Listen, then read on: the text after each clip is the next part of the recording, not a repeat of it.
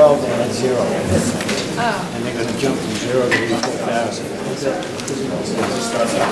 they were going to start charging for hot phones. I mean, it's like telling people, don't come to the library, you're going to find it. That's a lot. Did you often come to these meetings? It's great. I'm interested in the logic behind it. But I don't have any firm position. Good evening. Middletown Township Public Library is a civic institution that provides materials, ideas, information, technology, and cultural opportunities to enrich, empower, and educate. The January 16, 2013 meeting of the Middletown Public Library Board of Trustees is called to order. Adequate notice of this meeting was published in the Asbury Park Press on January 14, 2012, and posted in the library and town hall on January 11, 2013, in accordance with the Open Public Meetings Act. Okay, at this point I'd like to introduce our new member to the Middletown Board of Trustees, Mr. Robert Cordiano. Welcome him to our board. Just want to begin with a roll call. Sure. Mr. Nelson? Here. Mr. Convery? Here. Ms. Wilson? Here. Mr. Monahan? Here. Mr. Cordiano? Here. Mr. Shivitz? Here. Ms. Breen? Here. Mr. Siebert? Here. Mr. Vitkansas? Here. Also present, Mr. McCama? Here. Ms. O'Neill? And Ms. Latona. Okay, could we have the salute to the flag? I pledge allegiance to the flag of the United States of America and to the republic for which it stands, one nation, under God, indivisible, with liberty and justice for all.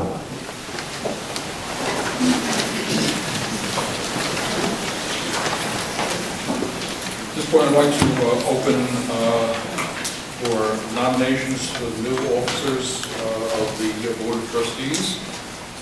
Would anyone like to place some names into nomination? I think we begin with the president. The president. I'd like to nominate Mike Convery for president. I'd like to nominate Roxy for president.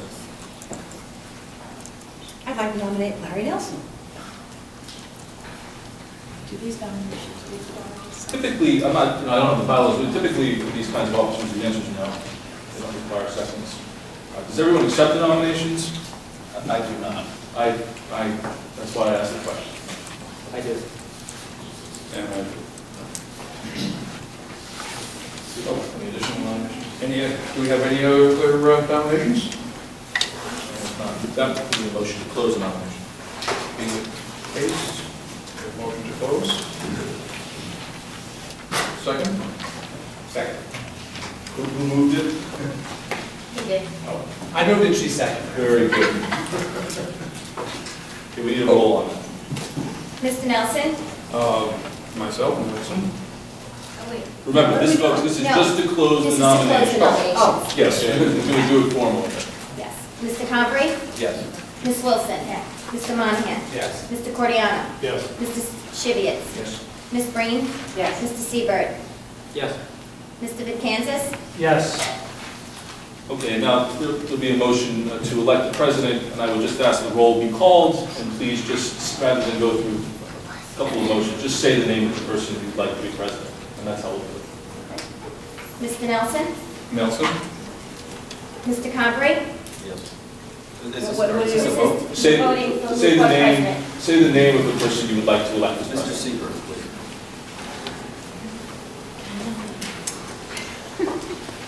Ms. Wilson? Mr. Nelson.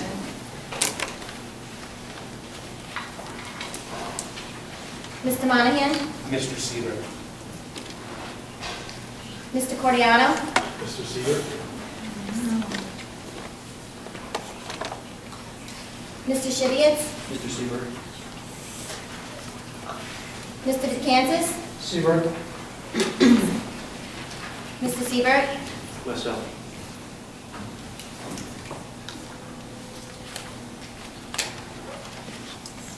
Oh, Ms. Green, sorry. Mr. Nelson.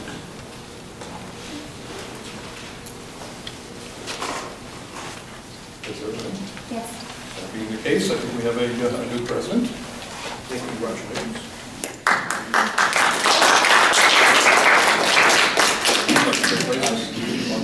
Trade places.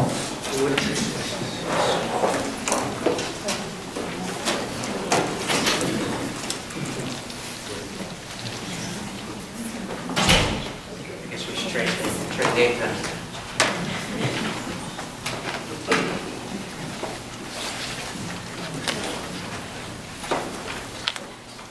Do the same process. Open the nominations for Vice President. I'd like to nominate Larry Nelson. Second nomination. Any other nominations? Move to close the nominations. Okay. Do we have a second? Close? Seth? Thank you. Second close. There was a second, so we can take a vote, and then we'll have a motion to elect Larry Nelson as Vice President. Okay. Mr. Siebert? Yes. Ms. Green? Yes. Mr. Convery? Yes. Ms. Wilson? Yes. Mr. Monahan? Yes. Mr. Coriano? Yes. Mr. Shivitz? Yes. Mr. Kansas? Yes. Mr. Nelson? Yes. Congratulations. Well, that's the close. Now we're going to have a motion to elect Larry Nelson as Vice President. We're going to vote. Does that have to be roll call? I would prefer the roll call, absolutely. Mr. Siebert? Mr. Nelson. Ms. Green? Oh, what am I going on? Mr. Nelson as Vice President? Yes. Yes. Mr. Convery? Yes. Ms. Wilson? Yes. Mr. Monahan? Yes. Mr. Coriano? Yes. Mr. Shivitz? Yes. Mr. Kansas? Yes. Mr. Nelson? Unanimous. Congratulations, Mr. Wilson. Give him an applause too.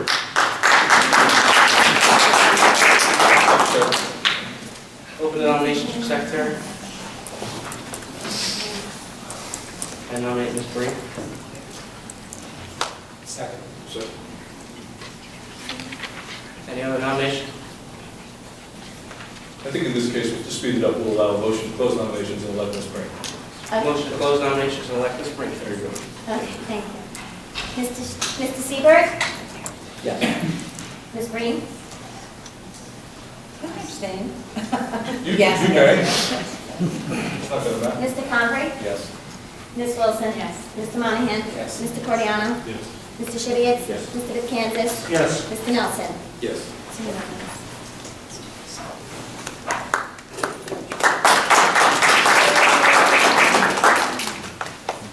Open the nominations for Treasurer. I'd like to nominate Mr. Shivitz. Second? Any other nominations? Motion to close.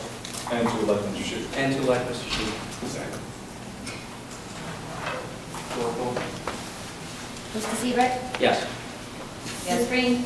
Mr. Convery? Yes. Ms. Wilson? Mr. Monahan? Yes. Mr. Coriano? Yes. Mr. Shivitz? Mr. Kansas? Yes. Mr. Nelson? Yes.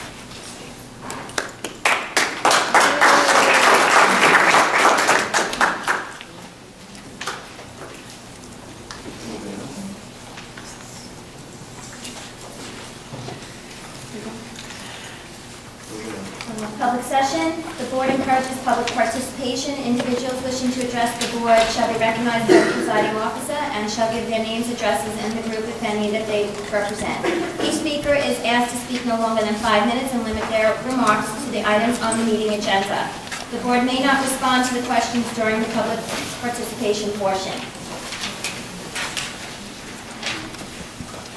We have a special guest here this evening. The board would like to recognize Mr. Michael Winchell, the head of the Thier Association, as the first speaker.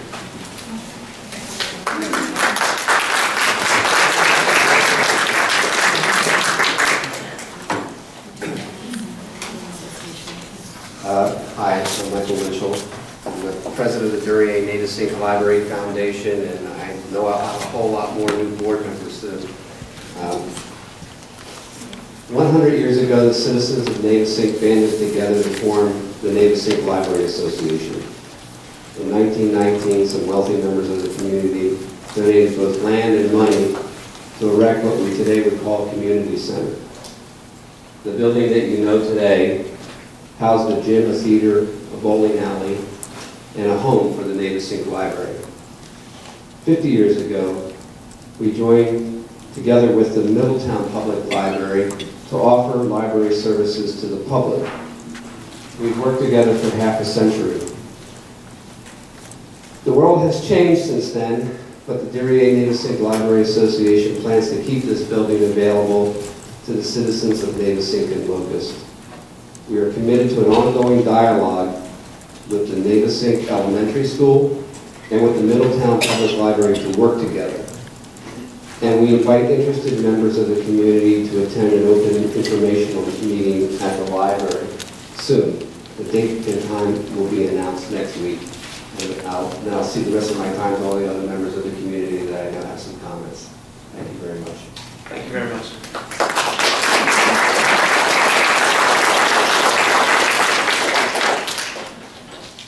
Step up, man.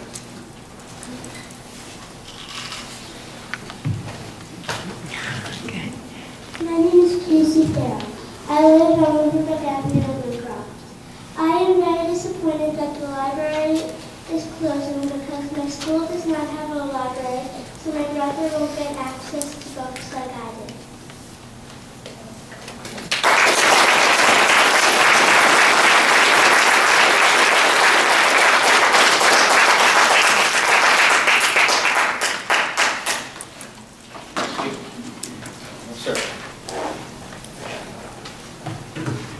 I'm John Lewis from 53 Hartshorn Road. I'm president of the Hartshorn Woods Association. This association serves residents that live on Hartshorn Road and the smaller roads that connect to it. When the plan to close Navesink Library became known, I started getting objections from members who don't want to lose that library. One of the points is that, and you've heard earlier, that the Duryea Foundation has been so very generous over the years in providing a home to the library, as well as some of the financial support for it.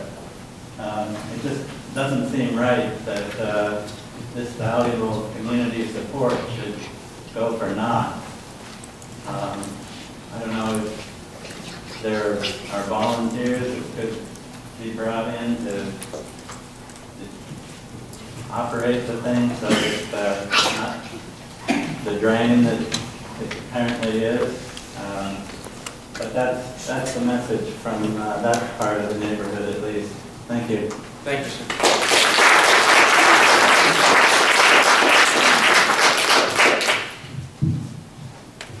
Hi, my name is Rihanna Mula, and I live in Lincroft. I'm 12 years old, and I recently graduated from Lincroft Elementary School. I'm here to speak about the devastating closing of Lincroft Library. I don't want this library to close because I'm very fond of this particular library. You see, I've been going there since I was a baby with my mom and older sister. My mom took me to story time there every week. We read 3 books and did a craft that was related to the stories we just read. It is my first introduction to staying in a group and listening to a book. My mom always allowed me to get books and videos when we visited. As I got older, I learned how to read, and this is where my love of reading started. I could lose myself in a great book. Books of any kind were at my fingertips. As I got older, I did a summer reading contest there to encourage kids to read. I would hand in my minutes each week and was given a prize for the level of minutes I read that week. In the last 2 years at Lincroft Elementary, my teachers would assign students to read for 30 minutes every day and log in minutes and names in my book. As you can imagine, I went through as many books. Sometimes I loved the book so much I would read for 3 hours. The library has taught me a lot. As I got older, I volunteered at the library and started a program called Reading with Rihanna. It would take place on Wednesday nights. I would read to the kids about 5 books, and they would bring show and tell. I would love to see the kids so excited about the books. The main library is about 20 minutes away from my house, and the Lincroft Library is about 3 minutes away. Do you think people are going to go all the way up to the main branch? What if somebody needed a book for their child and got the wrong one? Would you want to drive all the way back to the main library again? The main library is so big. When you have little kids, it's stressful trying to track them down when they're running around like maniacs.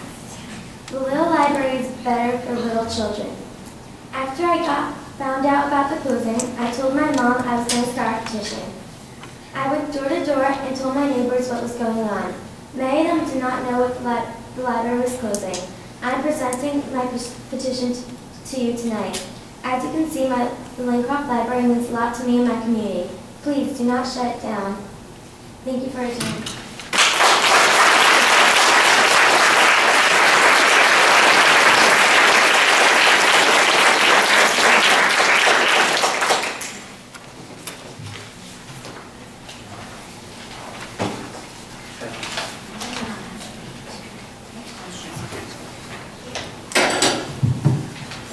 Good evening, Mr. Siebert, Ms. O'Neill, and the entirety of the Middletown Board. My name is Miley McCann. I'm a Navesink resident. I've been volunteering at the Navesink Library for about 1.5 years now. And Sunday night, I posted a petition on change.org, and in a span of 4 days, it received 346 signatures from the town of Navesink and beyond. So I'd like to read that to you right now. To the Middletown Township Public Library Board of Trustees. The Navesink Library is the hub of a small, close-knit town that provides locals with educational resources as well as family programs. Closing the library would devastate the community and strip the residents of their convenient access to these resources and programs, as well as cause economic complications. Removing the nearby library, the nearby library is extremely appealing to prospective residents. Taking away this draw, the town becomes less desirable to live in, especially because the library accounts for so much of the community feel and supplements the elementary school curriculum. In addition to losing prospective residents, the closing of the library has a direct effect on property values in the area. Taken from a study from the University of Pennsylvania, homes in Philadelphia within a quarter mile of the library were worth, on average, $9,630 more than homes more than a quarter mile away. This same study was done at the University of South Carolina, where households within walking distance of a library were examined to see if their property value was higher. 47% of households had increased property values due to the local library. In addition, local libraries have been found to attract new businesses to the community by creating a community atmosphere, attract patronage to the existing local businesses, help people find jobs, and provide a quiet work area that promotes productivity and therefore economic benefit to local workers. Having a local library also cultivates education, starting at a young age.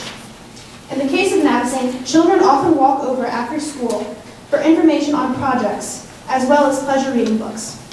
Denise Moyer, a teacher at Navesink Elementary, writes on the petition that, as a teacher here at Navesink School for the last 18 years, closing this library would be devastating. My students use this library for their research for their 5th grade projects. The former principal of Navesink Elementary School, Chris Halpin, writes, as a former principal of Navesink School, I recognize a significant contribution to our children's literacy development and many children who have almost no opportunity to be taken to the main branch. Easy access is vital to many of our children who do not have the advantage of literacy-rich homes. As the principal for over 20 years, he witnessed firsthand how many children and families only had access to the library that was within walking distance from the school and their homes. Forcing residents to use the main branch would be stripping the children and many adults of access to these educational resources. In addition, many Middletown patrons would be lost completely. The Navesink Library, on average, is a 3-minute drive from the town of Navesink and an under 15-minute walk from most houses. For the elementary school children, the the library is a 30-second walk over from school. Upon closing this library, the commute increases to an approximate 7.5-mile drive, translating to 20 minutes across the highway. Besides from this being completely inconvenient, for some it is downright impossible. Elderly residents of the community who cannot drive on the highway, and working families who can't drive their children during the library's hours, lose access to these resources completely. In addition, many of the programs offered at the small branches lose their draws when transferred to the main branch. Besides parents not wanting to drive 20 minutes for story time, their children can no longer interact with the familiar faces they love at their local library. In addition, closing the branches will completely disrupt the patron traffic of the Middletown Library. Because the local branches would be unavailable, the few patrons willing to make the commute would cause an inconvenience to the main library, as the parking lot of the main branch is already congested. Finally, the question is raised, how does the Board of Trustees plan to save money by closing the branches? The Navesink Library budget states that $80,041 is spent on the salaries and benefits of the librarians, as well as personnel working support services like tech support. The plan of closing the branches does not include laying off any personnel from the branch. With the total budget of Navesink Library being $101,276, that leaves $21,235 to be saved. The bulk of the expenses that would be eliminated are for materials. The budget states that $12,500 is allocated for the Navesink Library in this area. One possibility to reduce this expense is create a Navesink Library fundraiser committee as an extension of the Duryea Association. The committee plans an annual event to lower the cost of materials and utilities and supplies. A fundraising committee could be established to have an ongoing annual effort to lower the expenses. The benefit of running the Navesink Library far surpasses the money put into keeping it open. It, as well as the other branches, is a vital part of the town community and provides educational opportunities to children and adults alike. Closing the local branches would take away access to these resources for many people who are unable to make the 7.5-mile commute to the main branch. Because the Navesink Library is so inexpensive to operate, the money saved from closing would be inconsequential to what the library is trying to gain. Is $21,235 worth an economic decline, rupturing a prosperous educational curriculum, and devastating a close-knit community? Navesink Library was the first library opening, and is part of our heritage as residents. I propose a temporary compromise to suspend the decision until June, when the school ends for the Navesink children. Then, concerned parties could meet again and discuss the matter. For the people of Navesink community, please reconsider this decision to close the branch on January 25th. Thank you.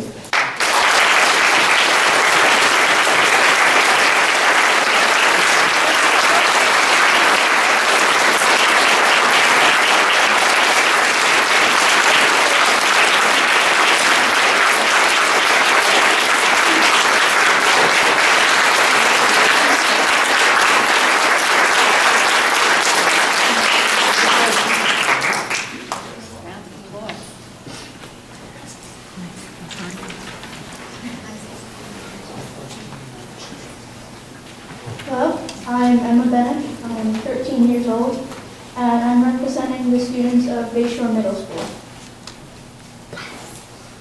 I found out 2 days ago that the decision was in place to possibly close the branches of our Middletown Library. I immediately decided to make a petition because all libraries, especially the Navesink one, are very important to me.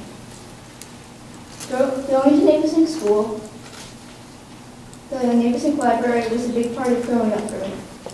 Every day from 3rd grade up, I would go to the Navesink Library after school and read for about half an hour before my mom picked me up. Many times, she would sit there for another hour or two because I was so engrossed in a book I couldn't stop. Thank you.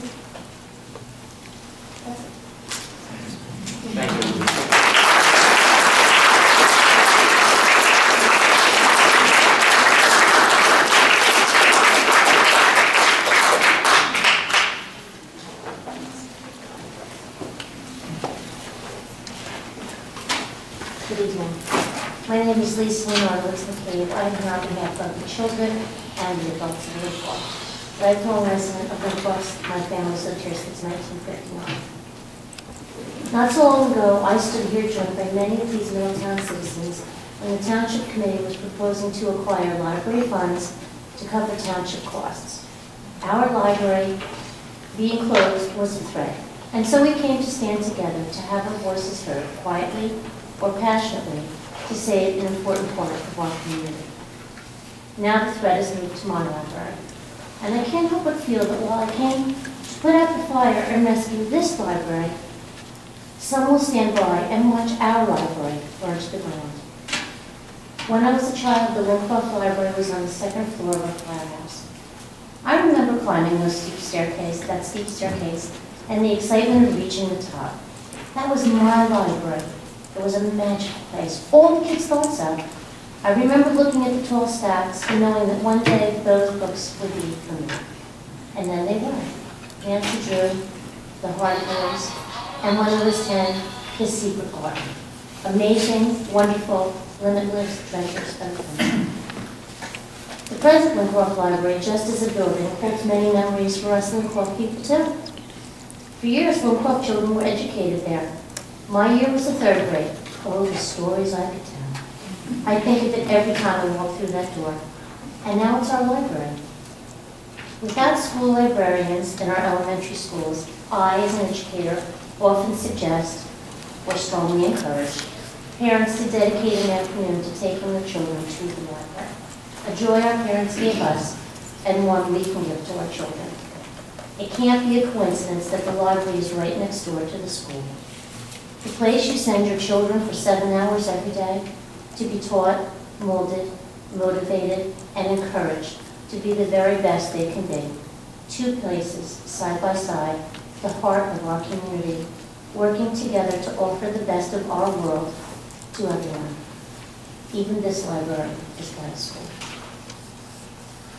But it's not just our children who learn to fly there.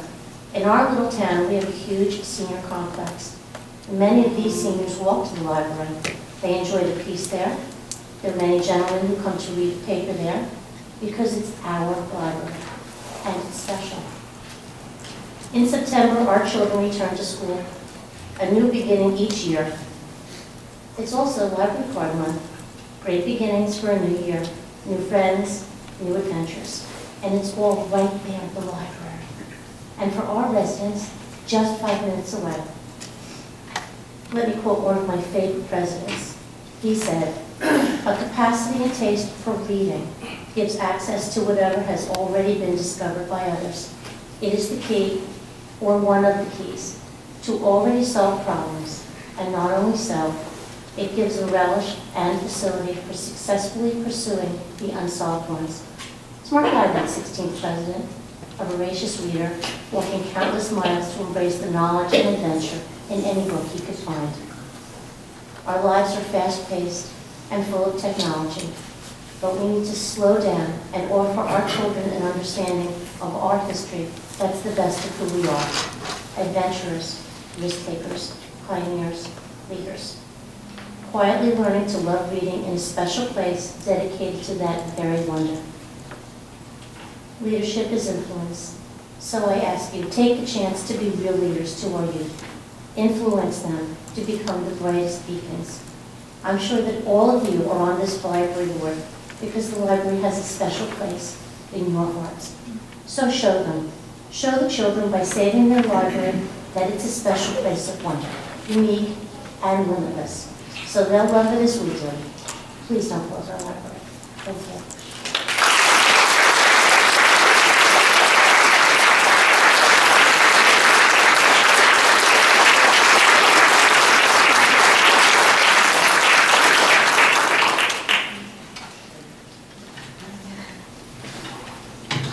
Hello, President Seaboard and Borough Board. I'm Susan Weiss, 116 Hartshorn Road, Locust, New Jersey.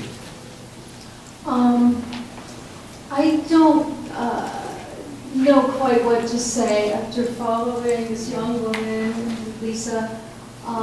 They've done a superb job in expressing many things I wanted to say. if I were on this board, I would not want it to be my legacy that I voted to close 3 minuscule libraries, which are such a vibrant, important part of our community. As we all know, Middletown is very spread out. Different communities have different centers. The children, as expressed earlier, know each other at these small libraries. I think they're very effective for working parents, and frankly, they're green, rather than people driving to libraries, because clearly a child can't take a bicycle from Lincroft to this location here, and neither could a child take a bicycle from Navesink safely here. But what I really wanted to talk about was transparency. Now, I sent an email to Ms. O'Neill today to find out when was this posted? When did anybody have noticed that this was going to happen besides inside government people and people on the board?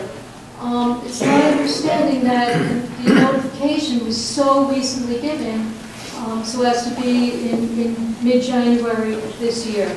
Maybe I'm wrong.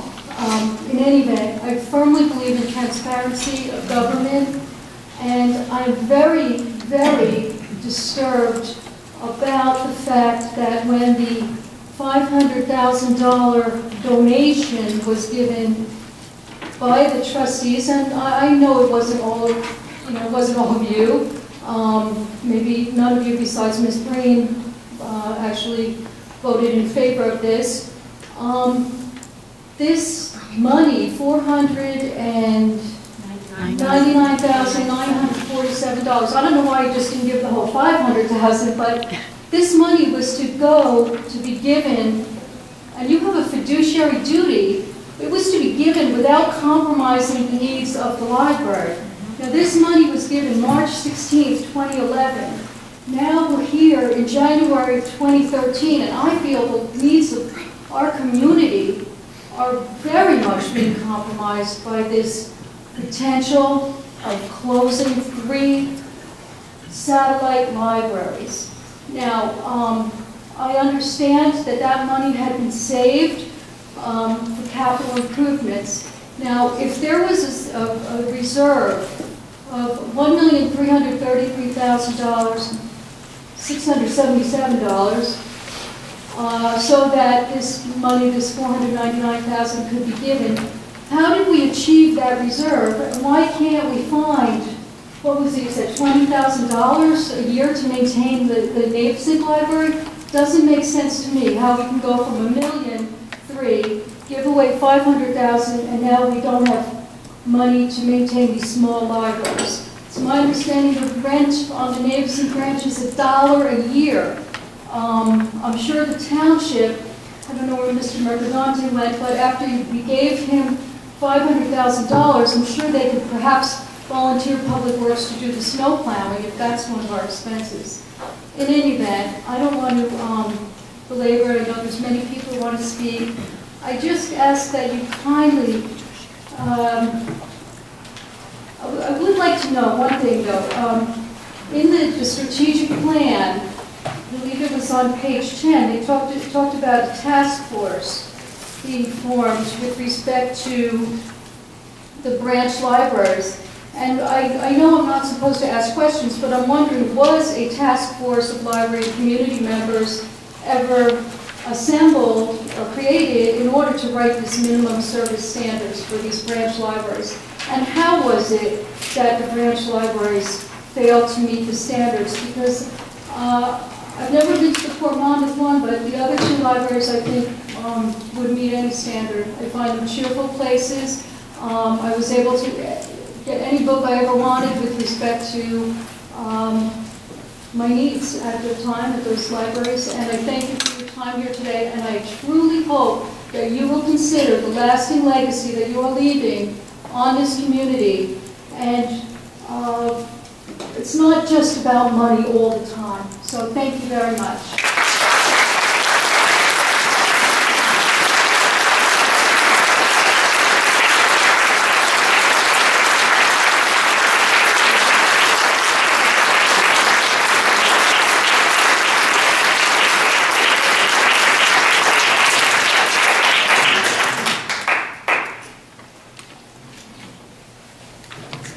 My name is Bob Security of Leonardo.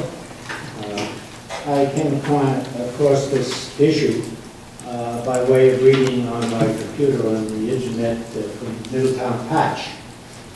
And Middletown Patch quoted that keeping the 3 satellite libraries open was going to cost the township or the board $300,000. But with the outcome of saving the personnel who works at the branches, they weren't going to save the $300,000 by closing the branches because they still had to pay about $200,000 to retain the personnel. So we're talking about $100,000. Okay? I see here, and I did this at a quick glance because the first I see the budget. It looks as though the budget is made up to, if everything goes well, there'll be a $500,000 surplus, but based on this budget. Okay? And let's see, the $500,000 surplus, if you make this move, this also anticipates that the 3 branches are closed, by the way, this budget. That's obvious. And another thing that struck me was that in looking at revenue anticipated for 2013, I see a figure of $84,000 from fines and fees in 2013. And I see in 2012, the revenue was 0. You're going to make $84,000 in new fines and fees? I think some of this stuff could really use a little bit more in-depth review. Thank you very much.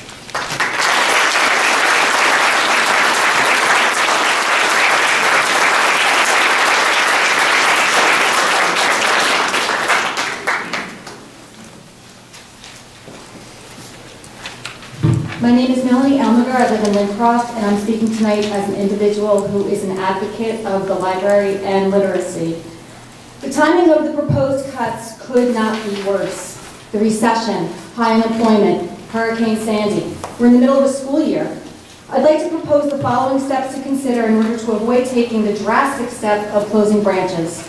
Number 1, use some of the reserves to keep the branches open and delay this vote on the closures until May, which is closer to when the school year ends. Form community groups to work with the township, the Board of Education, and the Navesink Library Association to formulate a plan that can mitigate the impact to our Middletown students. The closure of the branches would immediately move control of the Bayshore, Lincroft, and Navesink branches to these respective deed holders. Perhaps this board can engage the 3 groups to work toward a solution that prevents any area to be underserved and any student to be disadvantaged. Temporarily close the library on Thursdays, the lowest volume day. Scrutinize the chargebacks being billed to the library and demand that the Township Committee and Township CFO demonstrate the fairness of their skewed accounting. The administrative support and benefits charged by the township are egregious and not representative of true costs. This board must not pay for things that are based on a formula established arbitrarily by the township to pad their municipal budget. They are not representative of actual costs. These are the dollars that could keep the branches open. But even worse, paying these items annually will soon lead to the demise of even our main library. Let me just give 2 examples. The township is charging the library many times more than what their true cost should be for workers' compensation. I called the Workers' Compensation Bureau, and for the library's total salary base of mostly low-risk clerical employees, they should be paying 73 cents per $100 of payroll, or around $13,000, rather than the $104,000 being billed by the township. Why is this library board allowing the township to use the low risk of the library employees to get a lower rate for the township employees and then overcharging the library? You have a member on your board, Michael Vicansis. He's an insurance professional. Surely he has the expertise to examine all the employee benefits so that this practice is discontinued. The library is being charged almost $77,000 for township administrative, purchasing, and finance services. You should have records substantiating this figure or demand that the library manage these services themselves for much less money. Your board president, Mr. Nelson, is an accountant, and he has the expertise to analyze this. Middletown taxpayers pay a dedicated library tax for library services. I just want to remind this board that it's our money. It's our money, not your money.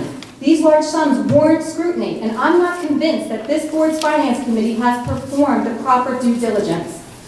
The threat to close the branches has hung over our community since the township committee demanded the transfer of $499,000 in library reserves to their municipal budget in 2011. Why have most residents only found out about this threat this week? In instances where this issue got a little bit of public or media attention, it was due to a board member on this library board taking the risk to speak up, a community group or PTA emailing a message to its members, or someone, in this case 2 teenagers, starting a petition. It was not through this board or the township sending a press release, soliciting help from the public to find a think-outside-the-box solution. The library director's blog in November warned about these budget cuts and sent out the big white flag SOS. It appeared on the library homepage for 1 day, and it was swiftly removed. Notice of this meeting went in last Thursday. This is a terrible, intentional lapse in communication on this board's part in getting the message out to patrons so that we can work together on a solution. Politics and the library do not mix. That is why generations before us had the foresight to know that the establishment of an independent library board is paramount to a library's success. The only way this library can survive is if you truly become advocates for the library and ignore the political pressures that surround this budget. I implore you to prove to the public that you are first and foremost advocates for this library and that you will do everything you can to save what we have here.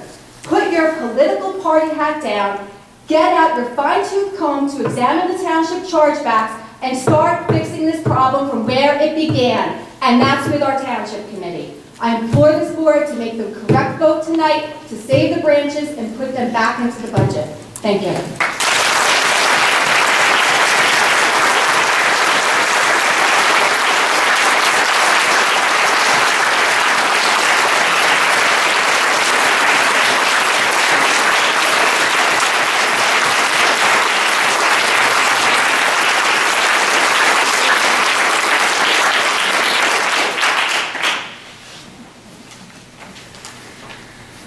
Good evening. My name is Janice Malillo. I live in Lincroft. I have been a resident for 21 years now. And I've been going to this Lincroft library for 13. In previous years, I went to the main library when my kids were young and found it to be too far away. With the kids, it was impossible to keep them close no matter how careful you are. They were so curious to explore the library, and trying to keep them quiet was a whole other situation. I realized the renovation here was built to suit so many ages, but the Lincroft Library is perfect for all ages. Of course, I'm always careful when I have the little ones there, but it was not a big deal if they caused a little ruckus. The Lincroft Library allowed the kids to pick the books of their choice without being too overwhelming no matter what age.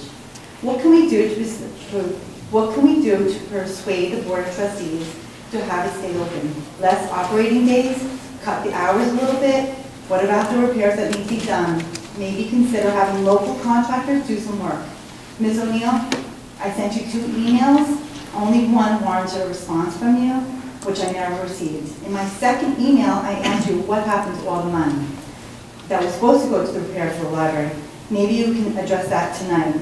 My daughter, Rihanna, is very upset about the closing, as I am, and it means so much to be able to go to the library with it only being 3 minutes away versus 20 minutes away. She started this petition on her own. I'm very proud of her and her work to get people aware of the closing. Thank you very much for your time.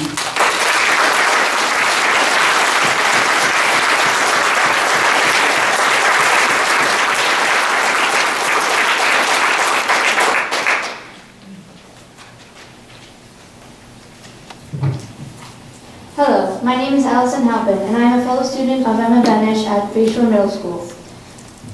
I have heard a lot of the Navesink branch library in the past few days, where my fellow students that went to Navesink had been talking about it, and they were very, very, very discouraged that it was closing. As a student formerly went to Leonardo Grade School, I haven't heard of it till the past few weeks ago. But from hearing of all of these memories that have been made from this library, that have originated from this library, it's just such a wonderful story, and I'd hate to give it up with the closing of these branches. Thank you.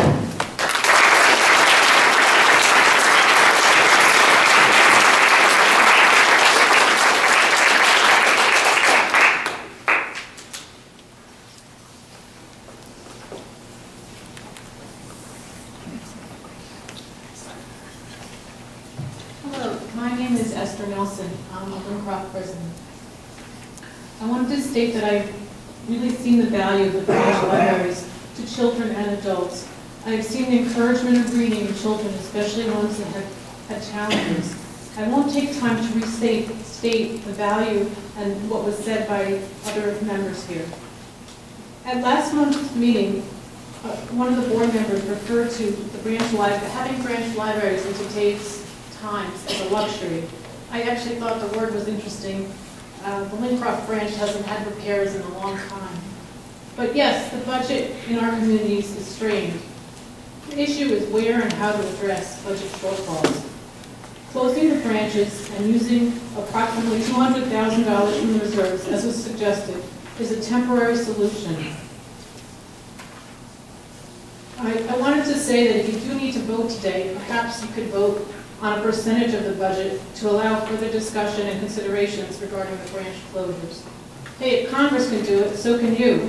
Vote on 70% of the budget and suggest a date for the remaining budget.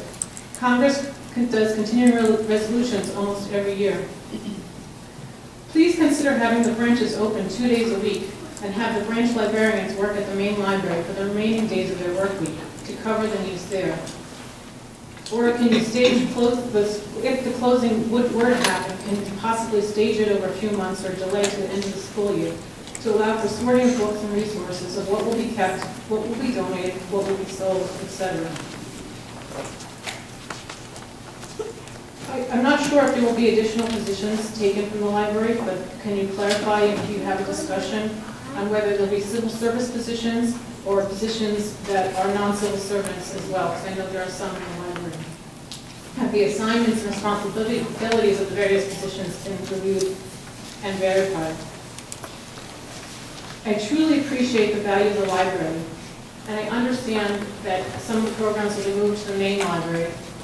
I don't think it would be the same moving all the programs and having more story time or more read to dog. It's not going to encourage the love of learning and create the intimacy that the branches have to the community.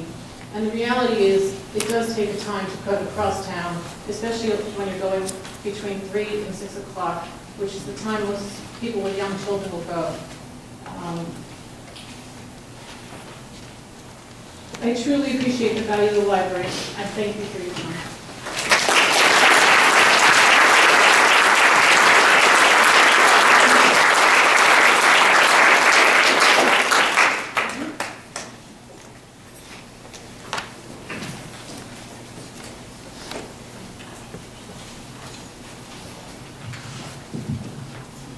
Good evening, and thank you for having this session. My name is Abigail Bailey, and I live at 309 Linden Avenue in the Locust section of Middletown. I've lived at that address for my entire 44 years. I grew up going to the Navesink Library. My kids have grown up going to the Navesink Library, sometimes going as many as 2 times a week. Their love of reading was developed through that library and through, on occasion, coming over to this library. But our main focus was going to the Navesink Library. It was like a second home to us. I'd also like to speak to you in my capacity, based on my experience running an organization in the community called the Bridget Books Foundation. I've been running this organization for 10 years, and what we do is we collect gently used books and we donate them to underprivileged kids across New Jersey. We've donated over 300,000 books. And I'll tell you, I'm not an educator by background. I'm actually a retired attorney who works in the public interest sector. My experience over the past 10 years is I've watched communities who need our help lose their libraries, whether it's through infrastructure damage or through just closing the libraries, through cutting hours and making them absolutely inaccessible to those who most need them. I was so saddened because at the Lincroft School doesn't even have a library. I mean, the Lincroft Library is absolutely what these kids rely on. And for them to be able to go from the school to the library is such an integral part of their education. Access to books is so critical to a child's education and upbringing.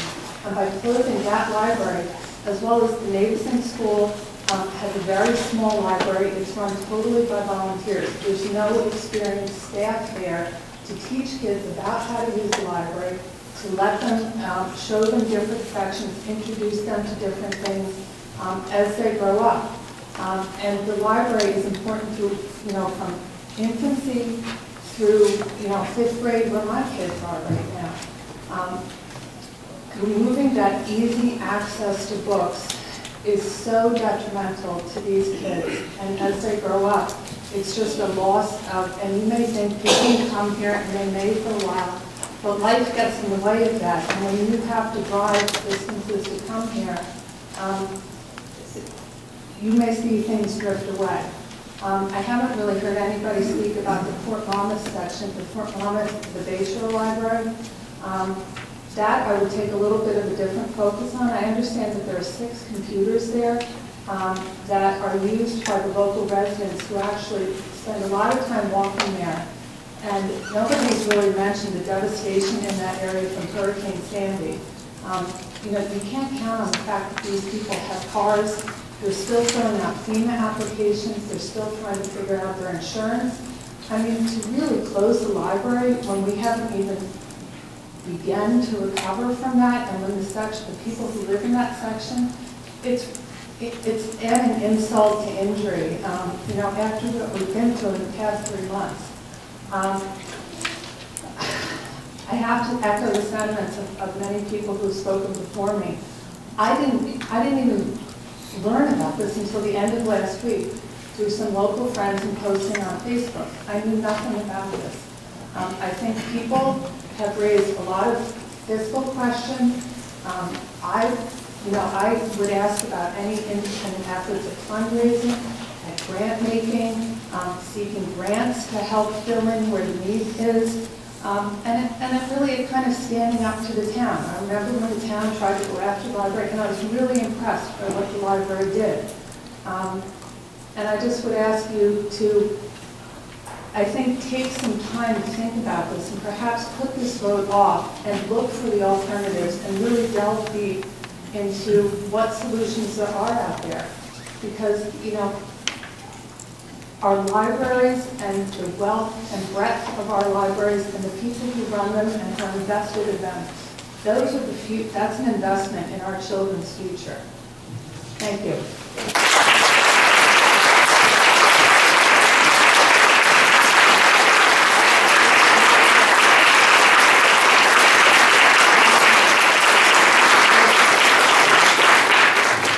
My name is Bernadette Massey, and I live at 167 Main Street in Fort Monmouth. And Sandy just devastated the whole area. The water came up on 3 sides.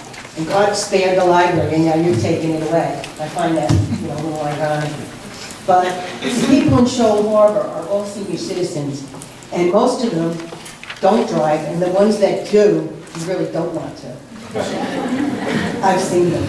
And I volunteered at the Bay. I live across the street from the library, and I've lived there 18 years. And it's just something about the area that made me love it all the more. That and having my own little post office. And I volunteered there with Carla. I know Carla for years, to help teach the senior citizens to get on the computer and email with their families. And it's, there's only a couple of computers, and it's very quaint, and they're not intimidated by it. And Carla and I were there to help, and Kevin, who works here, he ran the classes. As little as showing them how to use the mouse, how to get on the internet, and they all would say to us, my kids don't want to teach me. My kids don't have the patience. I'm so glad that, you have this here to help us get through it. And they use it. People that are out of work, they don't have computers at home. I go over there a lot. I just about live there. It's like a family. I know everybody.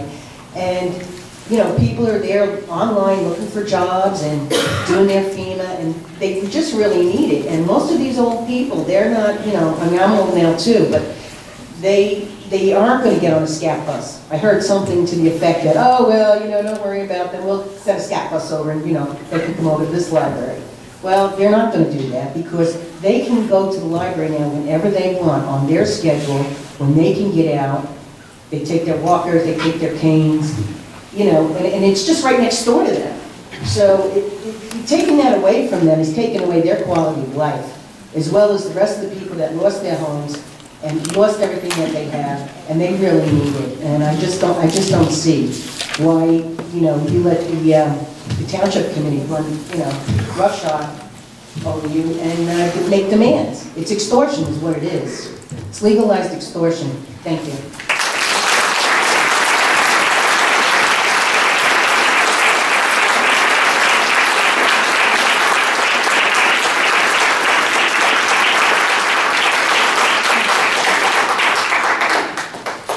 Would anyone else care to speak?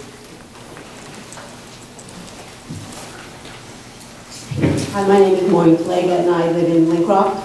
As everyone's been pointing out, I just think the decision to shut the libraries is very premature, and you know, my fear is if this is a drastic reaction to this year, what do we do next year when you know we get less money because it's due to the economy and the whole calculation that you know they had in the papers regarding how the funding is. You know, I don't think that any.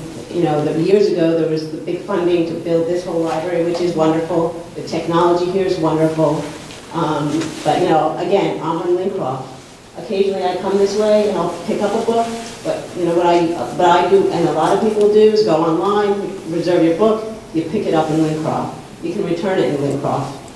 I mean, from my point of view, I might as well go and fork up the money to get a library card at the Monmouth County Library System, because Shrewsbury is a lot closer for me than trying to get past the train station to get all the way out here to return my book.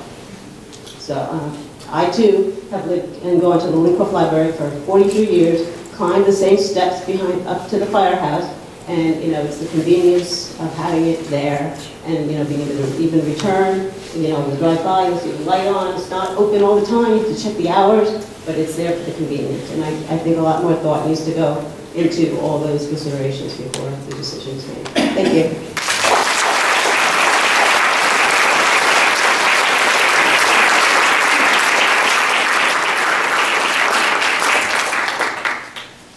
Would anyone else care to speak? If I may say something, Ron, I know I'm not supposed to reply, but as the longest serving, not the oldest serving, but the longest serving member of the board, I can say this is 2002, things have changed a great deal. I think I speak for myself and probably for many of the board members, we don't want to close these branches. If we had to choose one to keep open, which would we keep open? Because they're all valuable to the community, and we really realize that. But we have no money, and we just have no money. I think we should be going to the township committee meetings and talking to those people, because we have no money, and that's why these decisions have to be made. But I tell you, it's not easy, and we certainly care and feel for you, but it's not easy. I will echo those sentiments, and Allison, Emma, Brianna, and everyone else has spoken. Myself, being a resident of Lincroft, I grew up going to the library, Lincroft Library, and you know, when it came down to the budget, it was a very difficult decision, and it will be when it comes up tonight. And it wasn't easy, and there was cuts throughout the budget, and if you go line by line, there's cuts in other parts of the budget as well as on top of the anticipated closes. With that being said, we'll continue the meeting.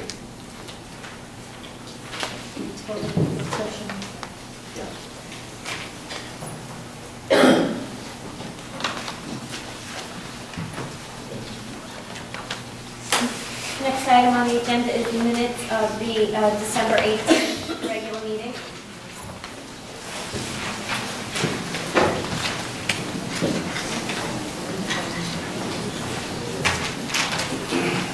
With the exception of Mr. Coriano, who was not privy to this.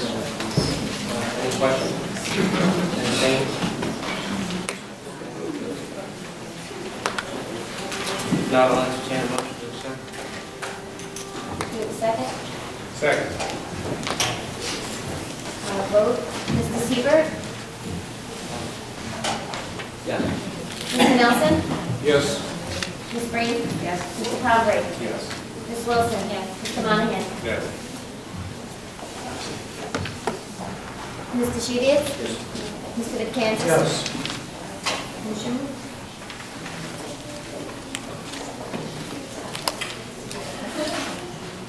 Moving on, the November, December financial reports.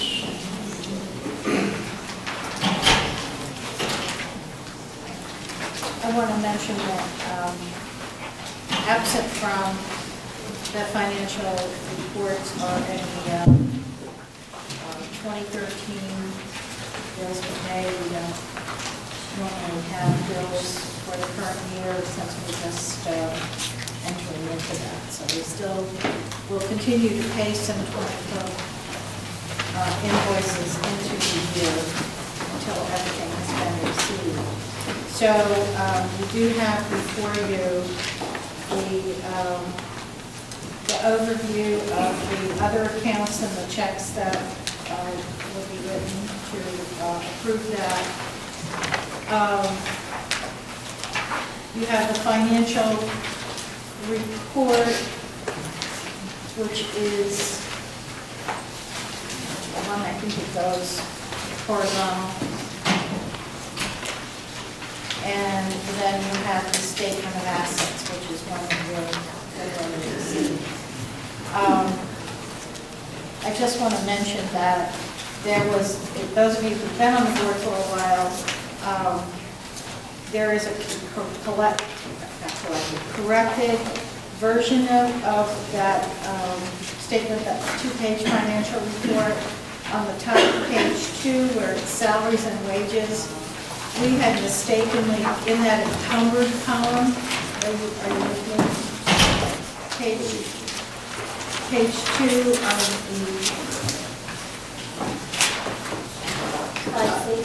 of the financial report, the one that has a little logo on the top.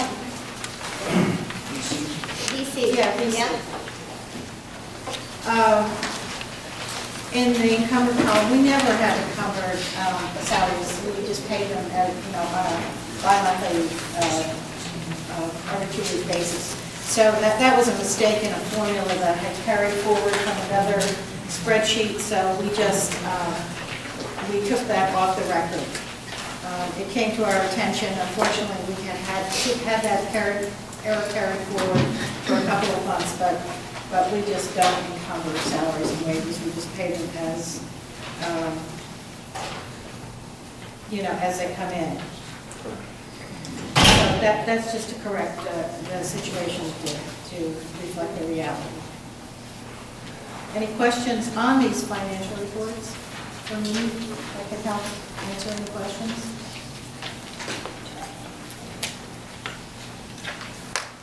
Do I have a motion to accept? Motion. Thank you. Do you have a second? I'll second. Is this for all financial statements? Yes, they're all put together. Okay, Mr. Siebert? Yes. Mr. Nelson? Yes. Ms. Breen? Yes. Mr. Convery? Yes. Ms. Wilson? Mr. Monahan? Yes. Mr. Cordiano? Yes. Mr. Shivitz? Mr. Vitkansas? Yes.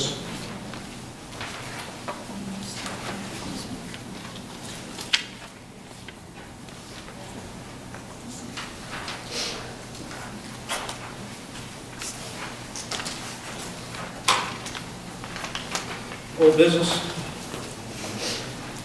2013 budget. Any questions?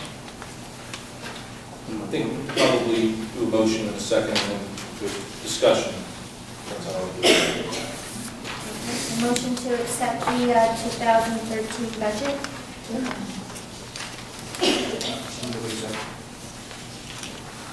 Second? Second. Discussion. I want to mention, it hasn't changed in the content. I simply blew it up and made it a little easier to read. And I made it copies for the public as well. Just to recap from last month, there are amounts in this budget that are lower than 2012, the salaries and wages, the benefits with healthcare costs, with groundskeeping, books, periodicals, e-books, electronic databases, and with a number of utilities. And holding the line for other expenses. As a new member of the board, there's a couple of numbers on here. I mean, I'm a private business person, and my salaries on my business are probably about double what this is. My healthcare costs are not nearly half of my salary expense. And I want to understand this number before I agree, because I just don't understand how you're spending almost $800,000 on $1.6 million in payroll. Usually that number is about between 15 and 20% of payroll. I think I was appointed by the mayor, and I hear a lot of political, I'm going to say beyond crap, that's being thrown around here. I'm a common sense guy. I feel like I'm trying to be a new breath of fresh air to this board. So I want to understand, because if that number was 20%, there's your $200,000 or $300,000.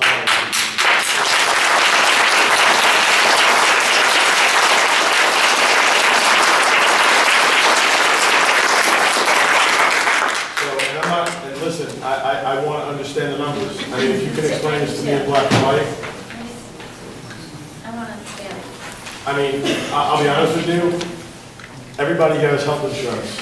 My employees have a $5,000 deductible now. You know what? It's too bad. Maybe some of the people in this library that are getting ridiculous benefits have to be told it's too bad. That's all I'm going to say. I mean, I don't know. I'm sure if I go through these numbers, I know that there's a lot of small people that looked at this, and I probably agree with most of the numbers. But there's a couple of numbers here that I need to explain to me. And based on the current contract, the employees pay a certain percentage of their health benefits, and that is reflected in that number. And so, listen, I understand that, but maybe it's time to tell the union to go see where they got to go then. I mean, well, that's a little bit different than a private corporation. Is that, you know, benefits are something which, you know, is mandatorily negotiable as part of a collective bargaining agreement. It's 50% of the income. I understand, but all I'm suggesting is that you know, this contract was. I don't have the contract in front of me, and I didn't negotiate the contract, but it's negotiated. It's been in place. So it's not as easy for the board to just say to a union. No, I understand, but maybe these people should go and talk to the union. I mean, I'm just saying, you know. How does this compare to what the township is paying?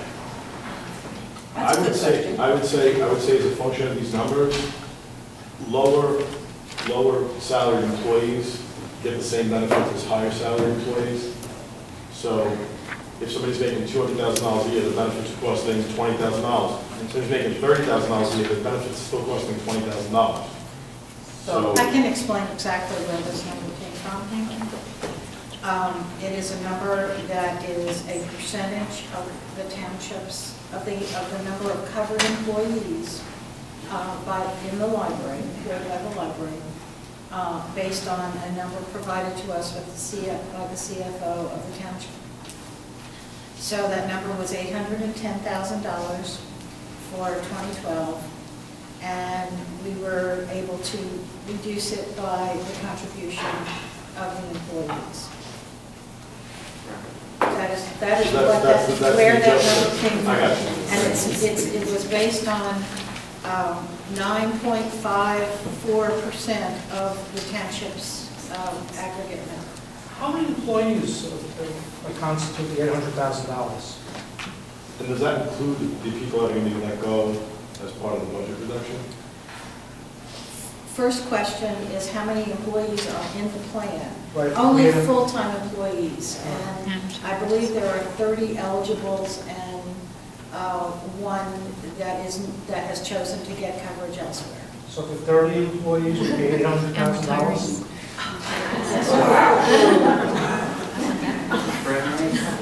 I think the whole township has to deal with something very serious here. I mean, like I said, I'm just, We have just concluded Wow. a contract year and negotiations are underway in regard to your question about maybe you'll modify that, to Obamacare, right? those sorts of things. Now, you asked me another question and I lost it, I'm sorry. I was curious as far as how many people that have benefits now that are part of the 30. I mean, it's simple math. It's 800,000 divided by 30 people. That's almost $25,000 a person. So if you're letting go of 5 people, that would be Related to that, $125,000 in benefits. we have had some attrition, and that is in the salary and wage number. We've lost one full-time person, so that person is out of the benefit pool. The other individuals who have left the library are part-timers, and so it has no effect on that. So maybe it's time to just fire 20 full-time people and hire all part-time people and not have to pay benefits and just deal with that. Well, you stopped paying $1,000 an employee. You were forced to do something like that. So You're not the union was insured. forcing you to do If the that. union is forcing your hand, then you just tell them. Sir, that's the number that was provided by the township. I understand it, and I'm going to call, I mean, I was appointed by the township, so my first phone call tomorrow morning is going to be to the township and say, somebody got to explain this to me. Because I agree with you, I live in Middletown, I pay The ridiculous township amount. administrator's here, he can answer. You don't even have to Mr. wait for Mercantile time. is here. Let me just say, This isn't a public comment, Chair. Thank you. He's saying take a phone call, Thank you, take a ma'am. phone call. Thank you. Okay. I pay taxes just like everybody else in this room. Well, I'm sure the CFO can explain it to you, No, no. as he explained it to the rest of the people of this order.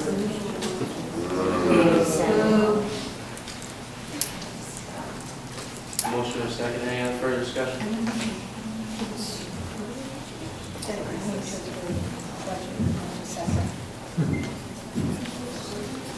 Roll call vote. Just to be clear, so we have a motion and a second to approve the budget. We've had some discussion, and the president has asked for any further discussion from any member before there's a vote, or unless there's some other action to be taken. Yes, sir.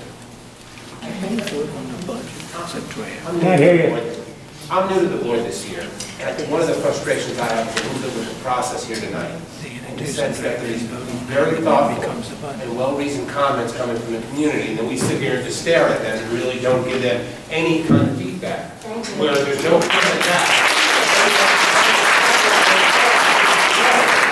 meaningful dialogue here between the board and these people who care very much about the libraries. And I think we create the impression that somehow we don't care, that somehow we don't care about closing these libraries, and that it's not painful for us to do. If you can imagine, as much as you care about the libraries, if you were sitting here as we are, because we care just as much, and be forced to make this decision tonight, it's a terrible thing we're asked to do tonight. And it's not the first time we've been talking about this. We have been talking about this in a number of meetings, and it's unfortunate the public hasn't really reacted before, but we've been talking about these options that we have. And despite all the very heartfelt and very sincere pleas to keep these libraries open, what do? We don't have the money. And I understand people want to blame the township committee to charge back for why we don't have the money, but nevertheless we sit here tonight and we don't have it. And we can't solve the problem tonight in terms of the township committee. So we can close the branches. The branches cost us $334,000. We close them, we only save $200,000. We're still short. We still have to pull money out of the reserves. Do we keep them open and fully deplete the reserves, knowing there's a pretty good chance there's some recalculations coming as a result of the property values? Sandy is going to change our numbers next year. We have the reserves we're sitting on right now. After this is done, maybe it's $400,000 as I understand it. We keep the branches open, that's $200,000. And then it's this time next year, we have the same problem with the branches, and maybe have a lot less money to deal with. So do you want us to take all the money out of the reserves and to keep the branches open another year and just exacerbate this problem for next year? Or do we deal with the pain right now? That's what we're dealing with. And I think it's frustrating because I agree with everything that's been said tonight, but I still don't understand how that's going to change my vote or change what I need to do. The one comment, the one thought that was thrown out is whether or not we work into the reserves now to keep it open longer, to keep these conversations in terms of what we can do to transition these to community libraries. I think transitioning these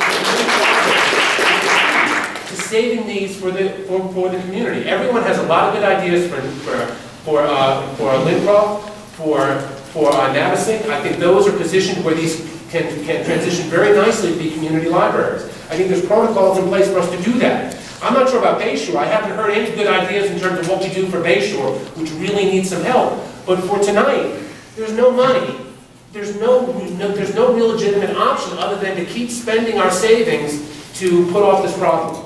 And I'm not sure if that's practical. And as a matter of fact, I don't think that's practical. I think we need to confront these problems now. If we can't afford it, let's transition them to community libraries so you guys can keep them going.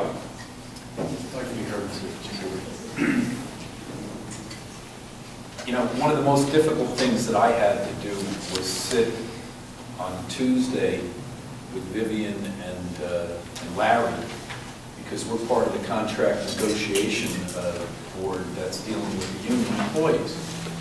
And, you know, you sit back and you get involved in that discussion, and you also got the quality people that make this operation run. And you know that they've made concessions in the past, and they're now up for a new contract negotiation. And we're sitting back and we're looking at that. And I think that there's board members here, if there's a vote to close the libraries, I think you'd have a unanimous don't close the libraries. The problem is it's all constricted within the budget, and we're sitting down and we're trying to figure out what the options are. I mean, if anybody was here 6 months ago, we were talking about parking lot improvements and, you know, what it was going to cost to do the parking lot. So now all of a sudden we're faced, as Steve says, with a very serious issue. And frankly, at the point that we're at, I don't think that we solved the problems for 2014. We don't solve the problems for 2015. So I think any one of the board members that's been engaged in this process is going to sit back and say, yeah, we got a 2013 budget, and there's what we proposed and what we're looking at as a solution without dipping into the reserves. But then when we start looking into 2014, we see a bigger problem coming down the road. And you know, one of the things in the contract negotiations, and I'm certainly not at liberty to discuss the nature of those discussions, but there's a very big concern about layoffs. There's a very big concern about layoffs. So I don't think, and certainly in light of what Steve just said and the tone and the tenor that you're hearing from this board, there is very, very serious issues. And I don't think one person wants to take action to the detriment of the community. There's not one person that wants to close the libraries. There's not one person that's in favor of layoffs. There's not one person that looks at the contract negotiations and says, these employees that make this place hum every day don't deserve their due. Well, we're running into some very serious problems. And, you know, I echo Steve's sentiments. This is such a difficult board to sit on right now. Because I see the kids, and I have 4 of my own, and I'm sitting here and I'm saying to myself, you know, to make this decision, I know is going to hurt. And I venture to say that if anyone of the sitting public was in this position right now, the struggle and the tone would be affecting them very similar to the way it's affecting me. And to not appreciate the struggle and to look on this board and say, you guys better not make that decision, is frankly something that you don't understand. Because if you sat back in these shoes and you looked at what we're looking at, you'd have the same tough decision that we all are faced with right now. And I appreciate the comments, and I appreciate the emotion that's coming from this public. You know, I was appointed by the mayor a year ago, and I've sat on this board for a year. And I see the anguish, I see the difficulty that the public has with what's happening here. And it's bothersome to me.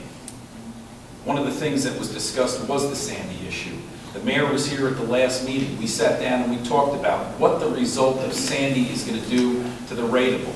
And frankly, it's an unknown quotient. We sit here before you tonight not knowing what the result is going to be.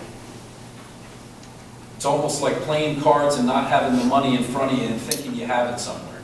We're trying to find solutions. We don't know all the answers. We're doing the best we can to get the solutions, and we have a budgetary issue. Now, I want to ask one question and see if there's any response from Mr. McCumber. Is this budget necessarily detrimentally have to be passed tonight? Or is there some kind of interim solution that might pacify the public, give us the opportunity to maybe consider the options and educate maybe the public? Does the budget have to be passed tonight? Well, you know, we're in 2013, so right now we'd be operating without a budget. You know, I suppose you could, there are a number of solutions. You could adopt a budget, you could amend the budget at some point. Certainly this budget contemplates the closure. It does. So to pass it would be to approve the closure, but you know, there's nothing saying if there weren't other options the board wanted to consider, you could hold a special meeting and amend the budget accordingly and take other steps. Let me ask the question then to the director. And quite frankly, I don't know that you couldn't have, you know, that, again, Susan, it depends on how much money, you know. Susan, can we suspend the budget? I don't know the legal answer to that. Well, I think we got the legal answer. I think that it's possible to do so. We probably wouldn't want to go another month without an adopted budget, but we could certainly have a special meeting if there are reasons for the board wanting to do that. I think our township is operating under temporary budget status for usually till they adopt their budget. So if they have a provisional or a temporary budget in place so that bills can be paid. So could we put a temporary budget in place without voting on the closure this evening?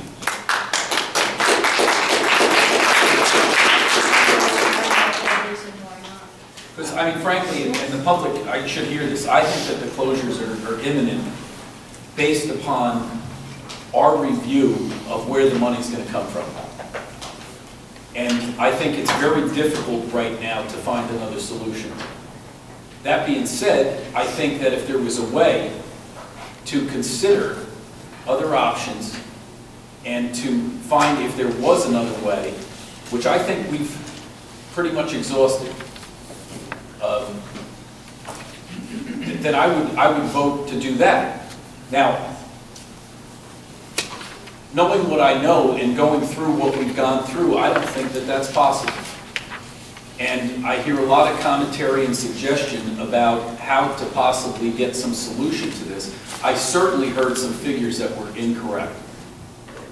There were certainly figures coming from the public that talk about what we're going to save by closing the libraries that are not correct.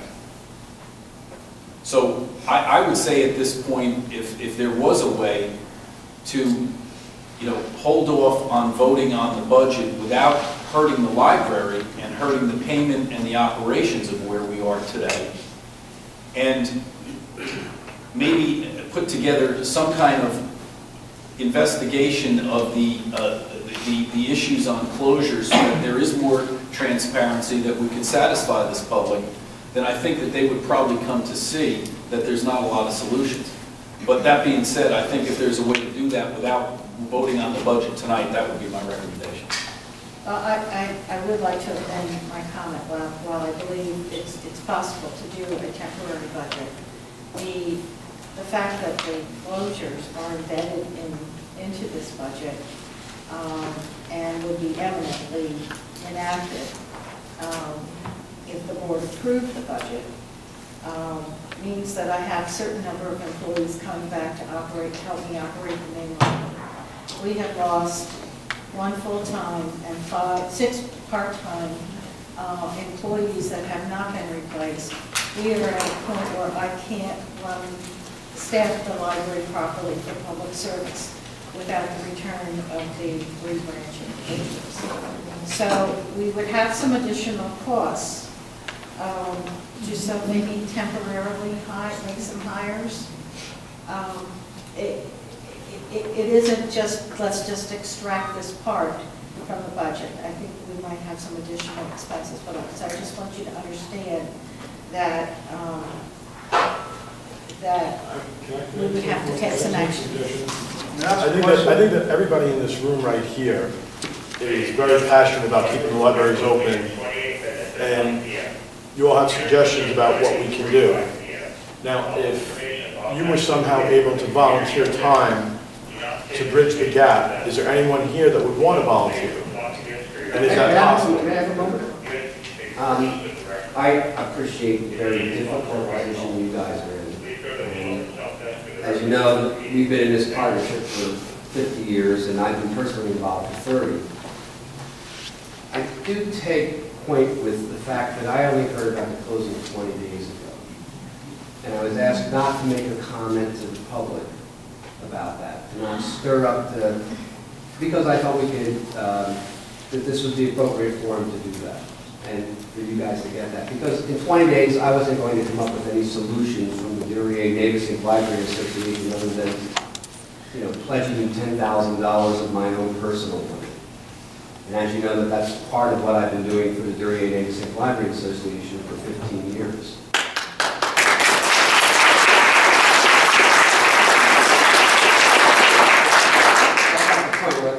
The problem is your points are well taken. You guys have an intractable solution. There's $700,000 less money in the budget, and likely to be less next year. What I think that we really like is some chance to figure out whether, you know, I was sitting here and looking at between the school and opening up something with the school and opening up a line of dialogue with the school so the kids could actually use the library under the school's auspices, which is a negotiation with the Board of Ed. That's going to be a difficult negotiation. But maybe 5 hours a week of paid library time. I mean, you have a collection. And I think some of the comments that you've made to me in the past couple of days that I think are important to get out. We're not going to take all the books out of the library. You know, we were essentially going to suspend service, but we weren't taking all the books out right away. You're not planning to bring them all back here right away. And so there's an opportunity perhaps to come up with solutions like 5 hours a week instead of the 28 hours a week that we currently operate. It may, you know, maybe that we lose story time, but we don't lose 2 nights a week that kids can, or 2 afternoons a week. And so I'd like a little bit more time to essentially get the members of the community organized. So if you could give us a month in terms of, instead of a, making it a binary decision right now, where it's either closed or not closed. What I'd like to do is to have the time to assemble the community's ideas, resources, fundraising, to suggest a modified schedule, 5 hours instead of 23 hours, or something along those lines, at the very least. And that's only, and I know that only solves the issue for Navesink. You know, we have a building that's in great shape. You know that. We have a building. I think that the point is we have a building that doesn't cost you any money. I know the other buildings do. Lincroft is in a very, difficult situation in terms of the capital, the quality of the building.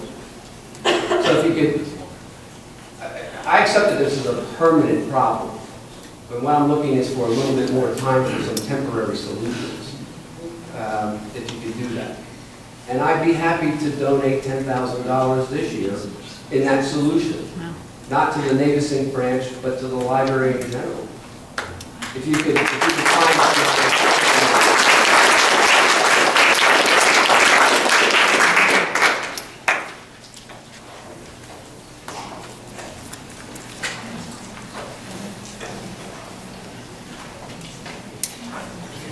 Come here again. Well, I want to be ready. And I think there is a lack of a dialogue, because this isn't the first time we've talked about this. This is, I think, the 3rd meeting this has been the topic. And I know that there are people trying to get it out on the internet and on the websites and such.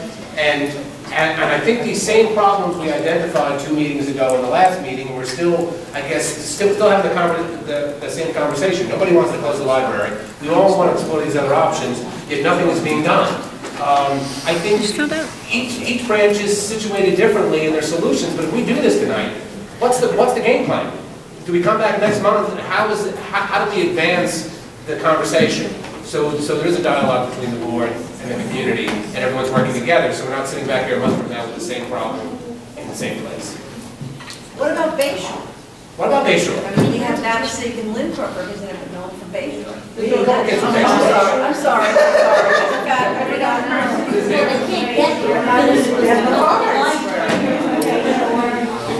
Those people don't run from Bayshore. What's the plan, though? How do we have an effective dialogue with the community, and how do we work with the community to explore these options, to whether or not it's something being done on a limited basis, whether or not it's something where it's transitioning to the community? How do we do it? Because this kind of dialogue doesn't really work. Right. It's very difficult because even volunteerism doesn't always work. You volunteer one day, next week you're busy. Fundraising is very difficult. If you remember back in 2002 or 2003 when we built this library, the library pledged to raise a good deal of money to build this place. And we really thought we had the support of Middletown, and we didn't. And the township committee at that time, who was very pro-library, took up the rest of the expenses. So if I had to ask everybody in this room to raise your hand if you contributed at that time, I don't know how many would, or even how many contribute to the foundation now. So it's very expensive, and I don't know that you can really depend on donations to keep this stuff going. But I think right now, I mean, what we're talking about is just creating some kind of temporary bridge to get us a 30-day window to explore options so it's not a binary decision. Can we do that? And if we do that, what is the plan going to be to start problem solving? I think what we're doing then is just postponing the inevitable. I think we certainly open to the community for dialogue, suggestions, but I don't think we can put off the closing. It would be much easier to work under the assumption we will close, we'll work with the community, and if we can get something, by all means, reopen them. I thought that was going to be purchased for the township committee, like medical was going in one and the other one, because Croydon Hall, that whole area, isn't that going to be rented out to the We've been told nothing. Yes. The township has been told anything. Well, they've been going around, looking at it. Nobody's told us that.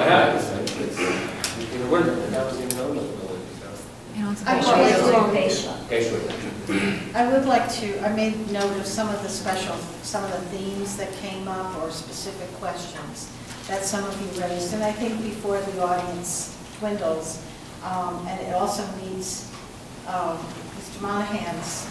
I would just like to respond to this gentleman because this man gave an option, and he says, what's the dialogue? But I would suspect that all of us that have library cards, you have our personal information. If every member that had a library card in this library was sent an informational packet, email, phone call saying, what would you do to save the library? I think you would have a tremendous response. And if you're discounting what the members of Middletown Township will do for their libraries, I think that's a foolish choice. You have to give us the option. If 20 days ago this man heard about it and was told to please keep it under his hat, that's horrible. But if you're not giving us the opportunity to save our libraries, and you're saying close it, we'll see what'll happen. You know closed means closed. Closed doesn't mean closed, maybe we'll reopen. We are living in a fairy tale land if you expect us to believe that. But give us the option to do something before you cut us off at the knees and we have no library.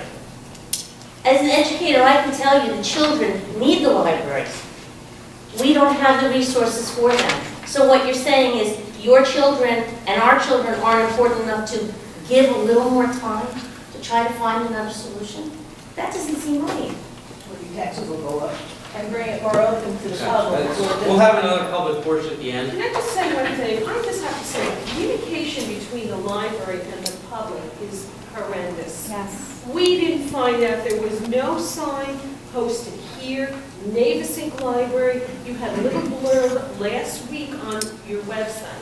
No one knew about it until last week when we started. In 1 week, we gathered all these people, media, the newspaper, signatures. Where is the communication? It's awful. If you want our help, let us know what's going on. And give us the opportunity to make a stand, not just say we want your help, but not now. Because that doesn't help us. You know, if I could just add something, I mean, clearly there has been... Point of order, please. Please. Okay. He can speak at the end. I have please. to say... After they take the vote? We've devolved... Hold on. Let me just try to take back control of the meeting a little. Yes, no, everyone else has had an opportunity, so at this point, I love having points of order from the audience. Everything else is coming from the audience, so why not? But at this point, in fairness to you, I would ask after you speak, though, that this isn't a public portion. The gentleman, the parliamentarian, is correct. We do need to move the meeting, and I appreciate the board wants to have a dialogue with the public, but let's try to keep it somewhat limited. But now that everyone else has spoken, I don't think it's fair to cut this Just a point. I mean, I Step up to the microphone. Thank you. I respect the gentleman's opinion here about a temporary conflict. James McCann, 47 Way Long Road. Thank you. Whether there's been a lack of communication, miscommunication or not, something has not happened between the public and your committee up until today. Whether it was a potential or some problem, or it just hasn't happened until today. And today you have rallied this public behind you. If it's what you want to do to keep this library open, they are here today to support that. And we could be here today with closed libraries, or we could possibly nominate a committee with some of these people like my daughter here, Miley McCann, who would like to work with you, possibly over the next month. It would seem that taking money from the coffers, the reserves, would be a low-risk decision to keep the libraries open one more month, so that some decisions can be made that are transparent and possibly even rally the community, like the gentleman offered to donate additional money, which I'm sure people will do over the next month to try to keep this open. But until we do that, this is not going to live well with the community. I assure you, you're not going to get residents like Miley McCann, who gives great speech before, out of this community without libraries in areas that they could reach. I mean, you're talking about a death spiral to this community if you were to start deleting these branches from your system. I think you should make it a point for tonight to leave with some kind of compromise with some of these people that are willing to work with you to get to a better plan in the next 30 days. Thank you for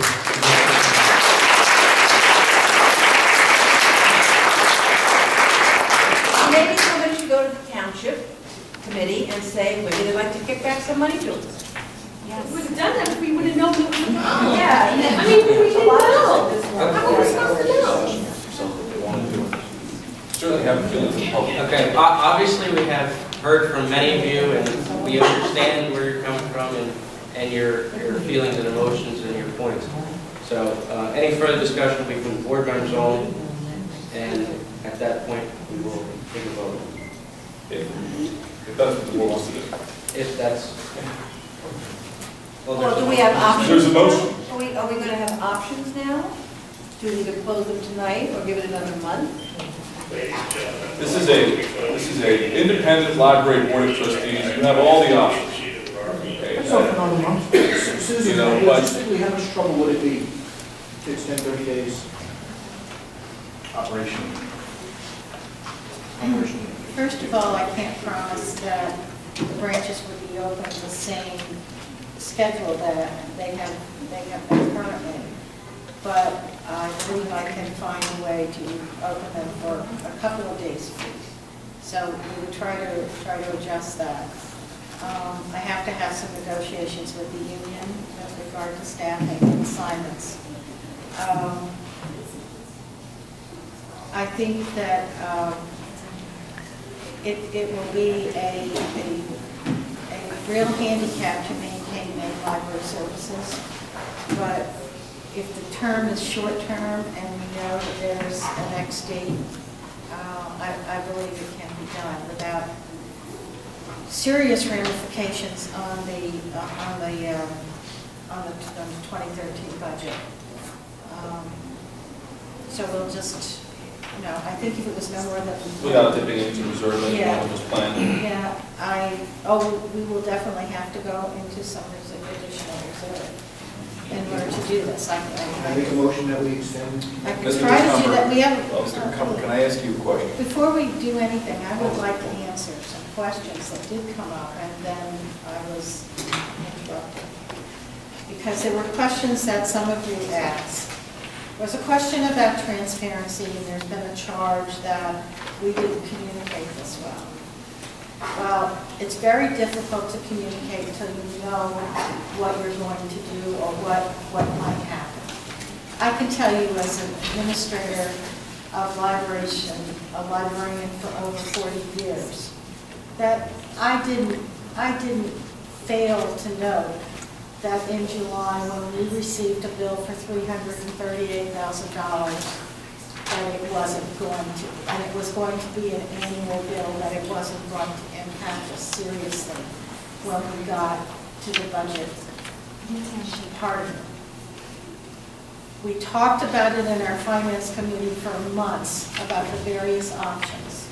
We talked about the relative level of use of the branches and one's merits versus another. We couldn't decide among our children if we had to let one of them go or to let two of them go.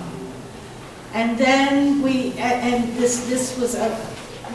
looked at Cutting Maine and thought 88% of our business takes place here, and nobody tonight has said what a beautiful building this is, what a great resource it is, how this could become that community hub that you're looking for. And we do serve the community.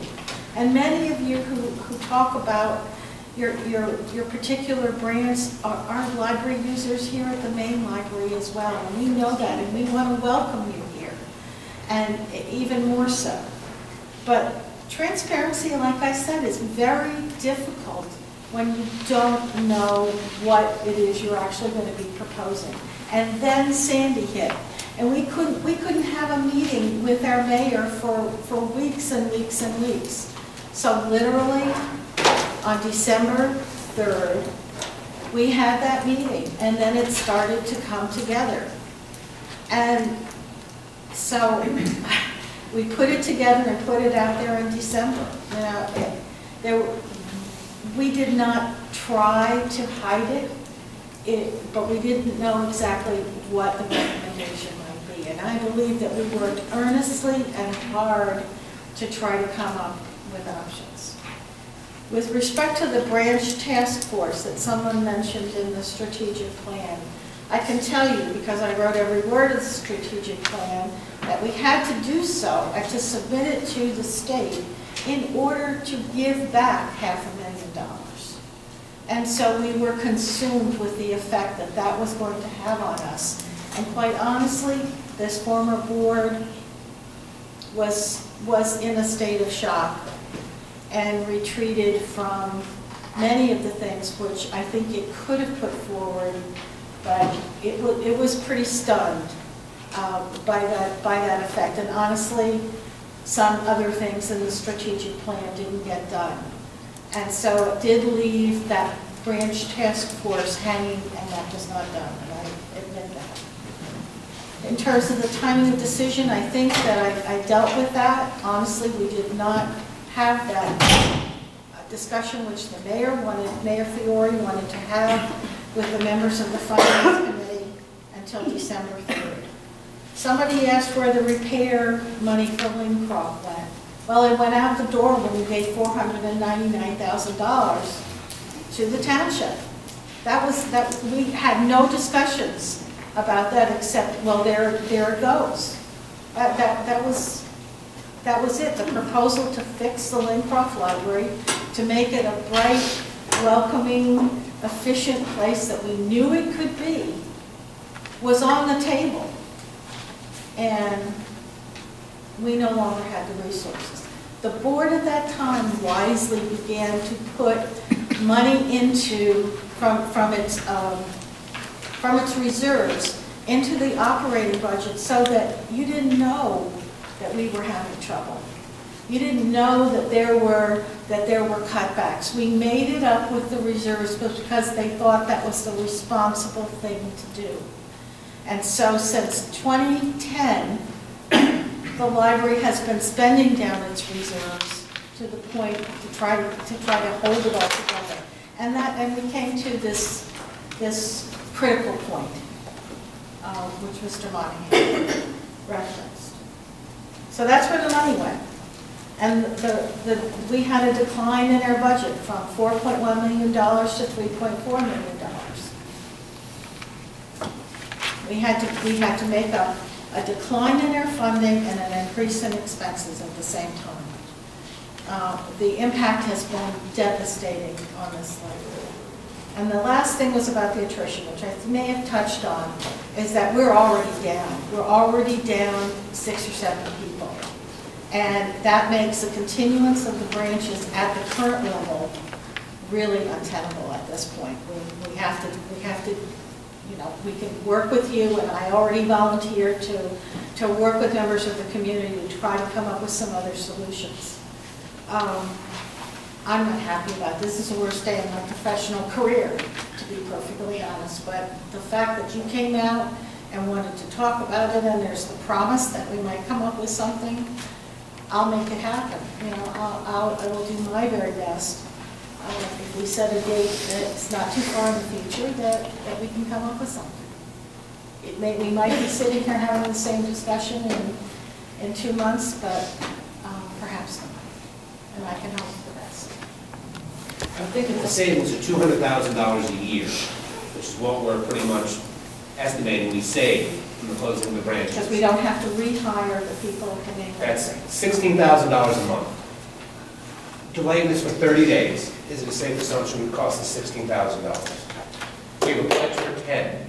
I think in terms of water. It's an iron pledge.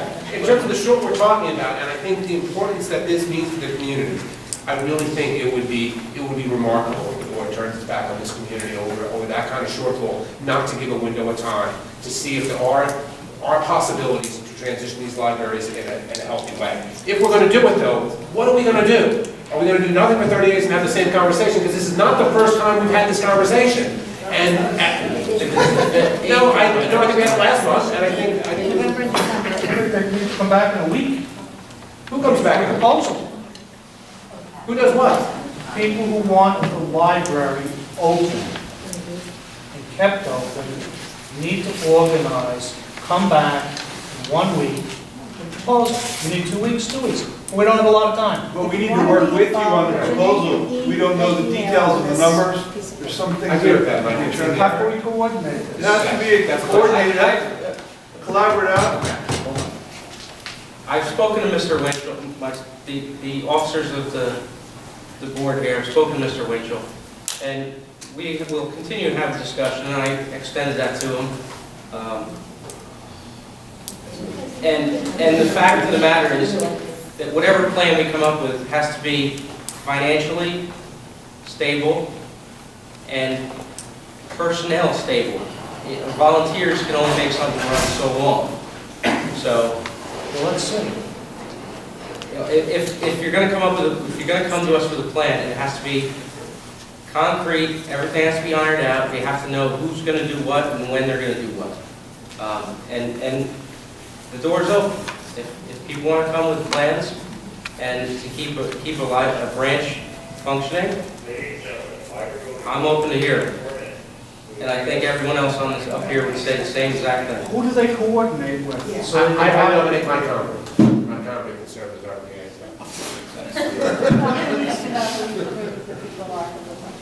I frankly think that we should nominate Cynthia because maybe the board, the superintendent of schools might have the ability to, I mean, certainly we got a board of education budget, and the public's mentioned numerous times that the schools should support this effort. I frankly think that the superintendent is somebody that should be reached to see what, if anything, can be done to have the school support to keep the libraries open. We talked about that a month ago.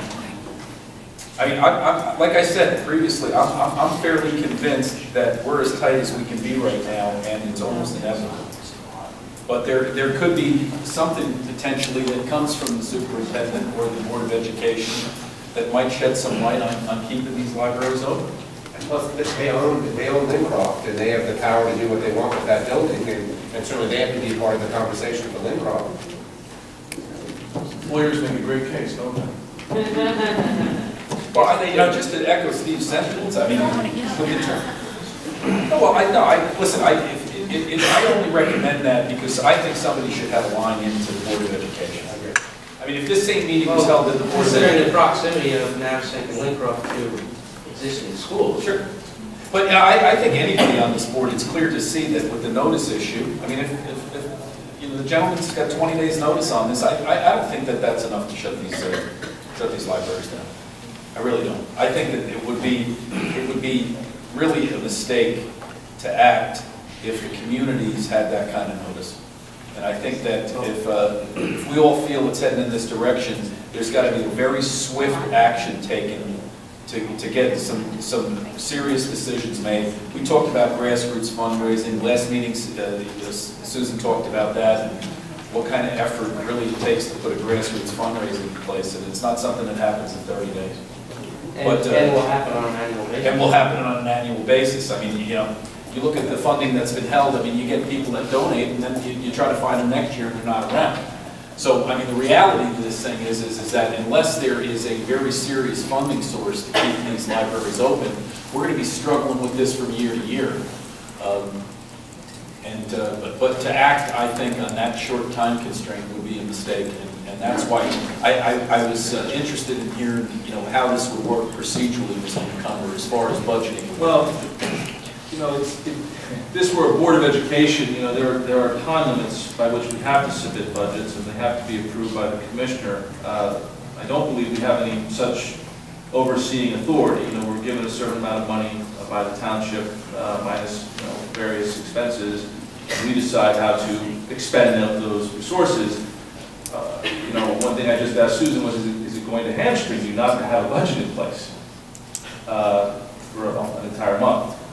Yeah, I know it doesn't stop other governmental entities from doing it, but I wanted to know if it does for us. We don't submit our budget to any sort of executive library commissioner, so we can, I think, safely, legally delay it for a period of time, as long as, you know, again, you're not flying blind for a period of time, Susan. This is going to hamstring you as we move through the year. I mean, you have line items, and you don't know what they are and what you're drawing from. I mean, you can make assumptions. But it's more of a, I don't think it's a legal issue. Obviously, it's the best practice. We want a budget in place as quickly as possible for a lot of good reasons. But as long as, you know, a short delay, and maybe we don't even wait a month, maybe we want to have a special meeting if we need to, because, you know, now you're into mid-February without an adopted budget. But as long as you're not hamstrung, and I don't need to put you on the spot, so just from a practical standpoint, not having an adopted budget going into February, I can understand that might present some practical difficulty. Susan, do you think you could prepare a temporary budget in a short order for the next 30 days? How about this? How about we do and amend whatever budget lines we need to, and say without a plan in place, March 1st closing. That extends to 30 days, that's 35 days out. It was time to get back in and revisit it before the March 1st date. Yeah. And we'll have another board meeting. Since I've already volunteered my money with me. No, I think it's needed to provide community space. This is a great greatly is facing. Each branch has its own separate problems. Correct. And I think Davis Inc. is in a different position because we already have a library. As you're aware, we already have a library association. I don't think our plans are to operate a separate library, a library separate from Middletown. I think we've had that discussion this evening. That's a fool's errand. We would have to come up with $100,000 a year to replace the $100,000 that you're spending. I think in our particular case, for Davis Inc., it's sort of how do we come up with a plan for reduced hours? And how do we come up with a plan for cooperation with the school board, which may want nothing to do with taking students, by the hand from one building to another building across a parking lot or any other, there's a lot of issues. So I think that each of the different branches needs to find a representative like myself. They can be the person who comes in dialogue with you. I don't think you need 35 people with ideas. I think you need to have it limited to one person from each branch and let that branch organize. And you might allow the branches you might make some time available for this particular space for a public meeting of those people interested in saving the Bayshore branch to come in and meet here, as opposed to meeting in Bayshore, because then they can ask questions of Susan or a couple other people, and that way you can say 2 hours are available. Because my question is, how would the union rules respond to somebody working or volunteering in a part-time position, being paid by our foundation? Or we certainly, like I said, we certainly don't want to necessarily, we don't want to separate from you. We don't want to operate our own card catalog. We don't want to, I don't think that that's in anybody's interest. But maintain the collection, and certainly what's going to happen, and their points are well taken, the $20,000 that Miley talked about is money that is spent every year in refreshing a collection.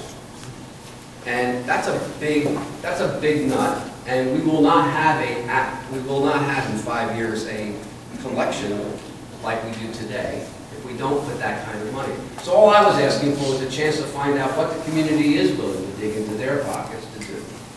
Because it is a difficult process, and over the years I found it difficult to raise money on an annual basis for operations. It's easy to raise money for a one-shot deal, to build something. And as you found it, and although, sorry, I don't know you, not everybody gave money to the branch when, but I did. And we know who did. And so I think there's a list. But part of the process is I think that people haven't had an adequate enough time to decide whether this is where they want to spend their tax dollars, meaning they haven't gone to the township committee. But more importantly, whether they're willing to dig into their own pockets for private contributions. And that's an important thing. And I don't, having done fundraisings, not a lot of people are willing to do that. And so I look at this, this is a rolling the stone up the hill task. And that stone's going to roll back down on us, I think. But it's worth it. We need at least 30 days to get together some ideas and to ask you questions. That's all we're asking for. And that means we need a meeting time here with Susan and some of the other people who would have information for people to answer those questions for each branch. So, and we still know that it's your decision. And it's an awful decision that you'll have to make. But we just need a chance to put something together and to listen to people so that you don't have to listen to people.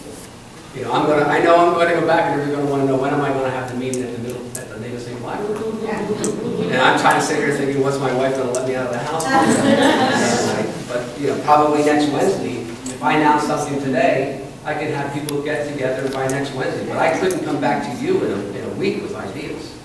I can come back in 2 weeks. How much time do you need to come back with something cogent? I think I need at least 21 days.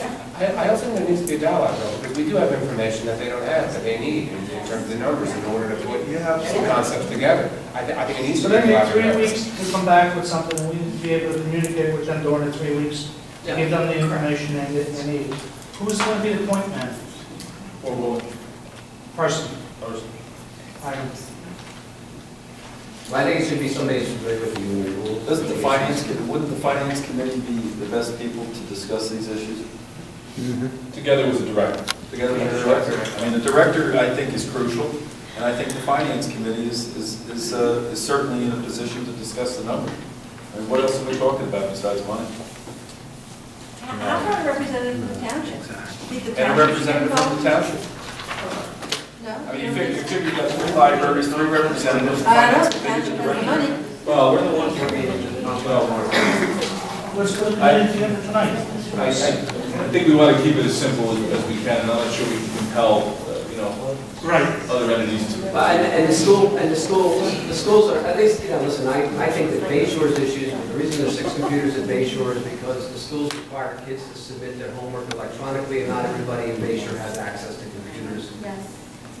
In the fact that Navesink and Lincroft are adjacent to schools. And so we really need, and I honestly think that the schools will be one of our stumbling blocks. Because, if anything sounds like it's going to cost the school board money, that's a third group that doesn't have enough money to help.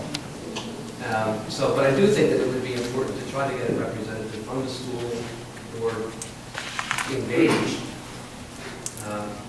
Because, like I said, we have a building which is right next door. And by the way, just to make sure that everybody's aware, the entire Navesink Elementary School's traffic flow happens by them entering on Sears Avenue across the Navesink, Duryea Navesink Library property. So I think the school board should show up.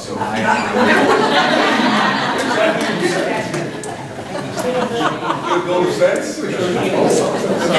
At that time. This guy's playing well. I guess there's just one question. Your suggestion about March 1st and the budget. I think we need to pass a budget. Now, I personally feel like we should vote to close the libraries as of March 1st. And the reason why I feel that way is I really feel like public notice is an issue. I think that if we give the people 45 days to come up with something. Now, you're trying to discuss something in black and white right now, and I feel worst about the people that live in Fort Monmouth because personally, when the hurricane happened, I live by the train station.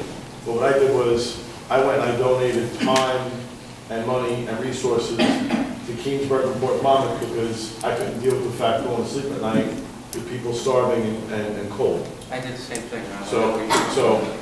And it upsets me that everybody here is kind of worried about their own little piece of what they feel. And I feel like we should all be worried about somebody else right now.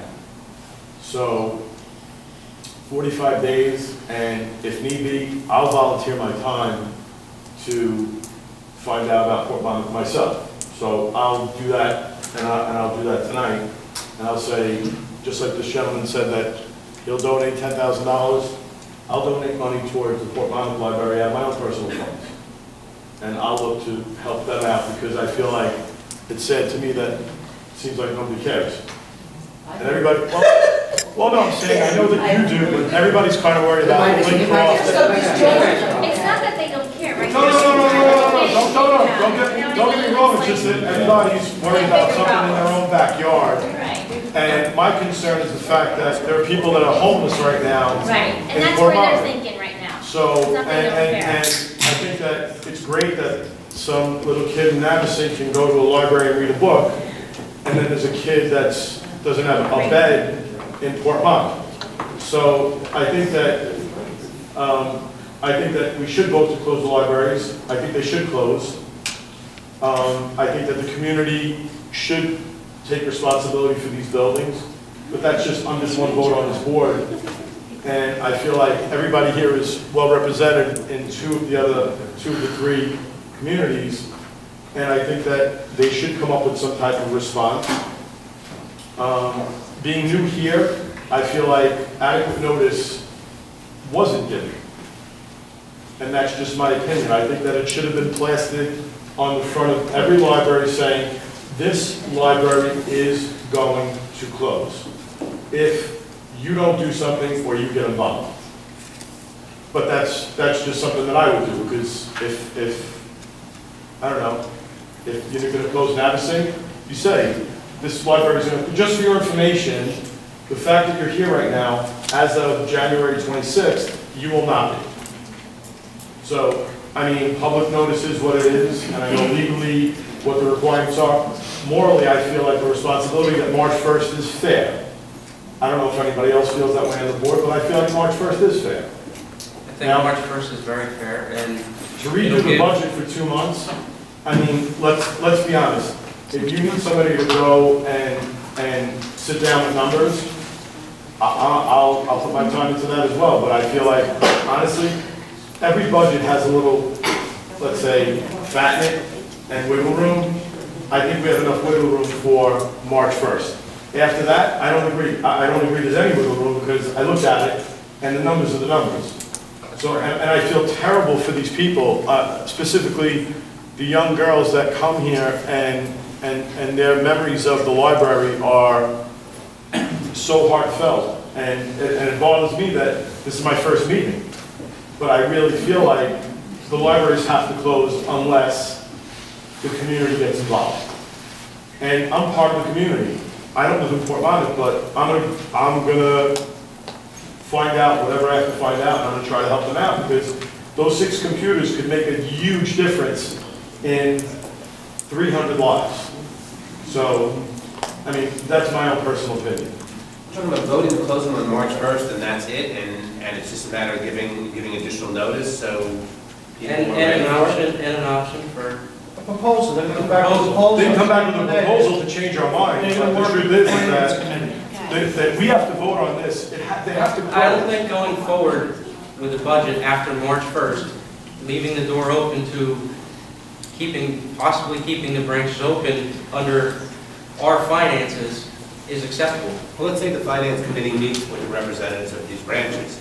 They all sit down, they come up with a solution that no one's seen before, and it works. That's great. We come back, we're going to change the budget. Yep. If they come up with $200,000 between the 3 places, why not? But it has to be $200,000 ongoing. It can't be a $200,000 one-shot deal that We come back in the meeting in February, we change the budget? Is that what we would do with that meeting? Amend certain line items. Well, a couple things. You could adopt a budget, you could amend the budget down the line, absolutely. You could adopt a budget tonight which changes the budget to provide for surplus to keep the branches open through March 1st. And only enough money to do that. That's kind of hard to change a budget on the fly. But that's my point. It's changing the budget on the fly.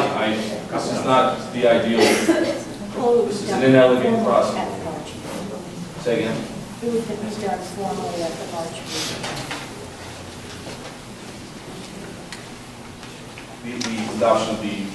Up to 20. There's a couple of different options. You could do nothing and just have, again, as we said, fly blind and adopt the budget at a later date. You could adopt this budget, and even next month you could amend it, or you could change this budget now, which is, again, very difficult. I don't know how you do that, Susan, as we're sitting here, but to provide for, to direct Susan to keep the library, the branches open at some level, okay, negotiating with both the union and utilizing surplus to keep it open at some level through and including March 1st, 2013. You could do that, and then hopefully by their February meeting, the board will have arrived at some sort of consensus as to what its plan is for these 3 branches. Those are a couple of your options.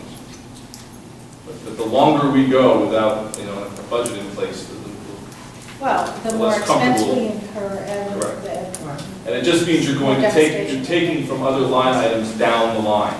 So that's which is, and I'm not suggesting the board. Comfortable with. I understand that, but and I don't think anyone else sitting up here would say that either. Well, the further you go, keeping the branches open, that's why the more hurt other parts of the budget. It's for a month. I'm just suggesting again. Put out a call. Most of the problem is salaries. So if we get volunteers. Okay, most problem is salaries. We have volunteers. So It's not You know, we're saving $300,000 basically. We have contractual obligations to our union, and volunteers cannot take the job of paid employees. So the union, they people, I want to see if I got this correct. The people from the community are being barred by the union to keep their library open? Well, they can't take jobs that are library, of our library employees. We should get a union guy down here for this meeting next week or something, because I think that is absurd. Well, what if we transition No, that? it's actually in the contract, but to your point, if we close the libraries as of March 1st, and they have their own employees in place for March 1st, then you're not replacing anyone with the union worker. You would have your own budget, and you would have your own community library. It wouldn't be Middletown Public Library, it would be the Nativistic Public Library or the Lincoln Public Library, and they could do their own hiring and firing as need be. They could have an arm's length agreement with us. We're getting to a granular level now that I think we can't really do this plan on this kind of. No way. And I think that we have contractual things, we have insurance, we have many issues relative to this, and the full hearing of what each representative group wants of their library and how they define their library and what they're looking for really has to be worked out in a small group environment. Susan, can I ask Whether you? you want the connection to the main library or whether you're looking for a comfortable place to sit and read a book. Of the three options that Mr. McCumber mentioned, which do you think creates the least difficulty for you to operate from between now and March 1st? Of the three options. Would you rather pass this budget? I have a problem with you saying that you might be able to work it out right now without the union people. How would you be able to work the salary issue now? Well, I think it's not necessarily salaries, it's more, they're going to make the same salary, but they're going to I be... can't, I have to make cuts at Maine. Oh, so you're making cuts at Maine adjustment? That's the... All right, so then would you think that passing this budget with the closure versus not passing the budget creates any major difference for you? I think that it doesn't create a difference for me, but I think it does change the tenor of the relationship and working with these community groups. I think that we don't so the point I want to make is we don't absolutely have to pass a budget tonight. We should have a budget passed within the first quarter of the year if we possibly can. The town's budget process normally takes 4 months and more. I know they try to streamline it, but I think we're pretty safe to March. I don't have a problem with that. If the goal is to keep it open for 30 days, to defer this problem for 30 days, what's the easiest way from an operational standpoint for us to do it? Is to make a motion that that's what we do. And don't pass the budget? And you don't pass this document. And let's do that. But there has to be some sort of caveat about what might happen. Before you make the motion, we do this. What are we going to do over the next 30 days? If we're deferring the budget for 30 days, that's great. Now we have a window of time. What are we going to do in that window? What's the plan here? Meet with community groups to see if there's a plan that we could implement.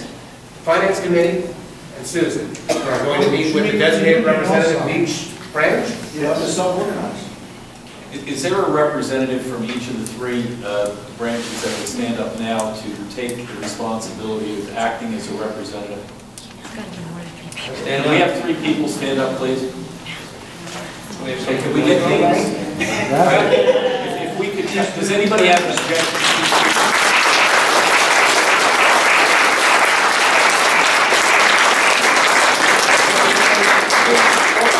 Step up to the microphone and announce yourselves. We know the gentleman on the left. I'm assuming Susan, you know who it is. Yeah, Ms. Mitchell. I know Ms. Elminga. Bernadette Massey for Port Lama. I'm sorry? Bernadette Massey for Port Monmouth. Okay. Make sure we have your contact information before you leave. Please, if you would. You have my email because you always send me things that stuff's waiting for me. I do need your names, your emails, your addresses. Susan, do you want the budget to be voted on tonight, right? Yeah.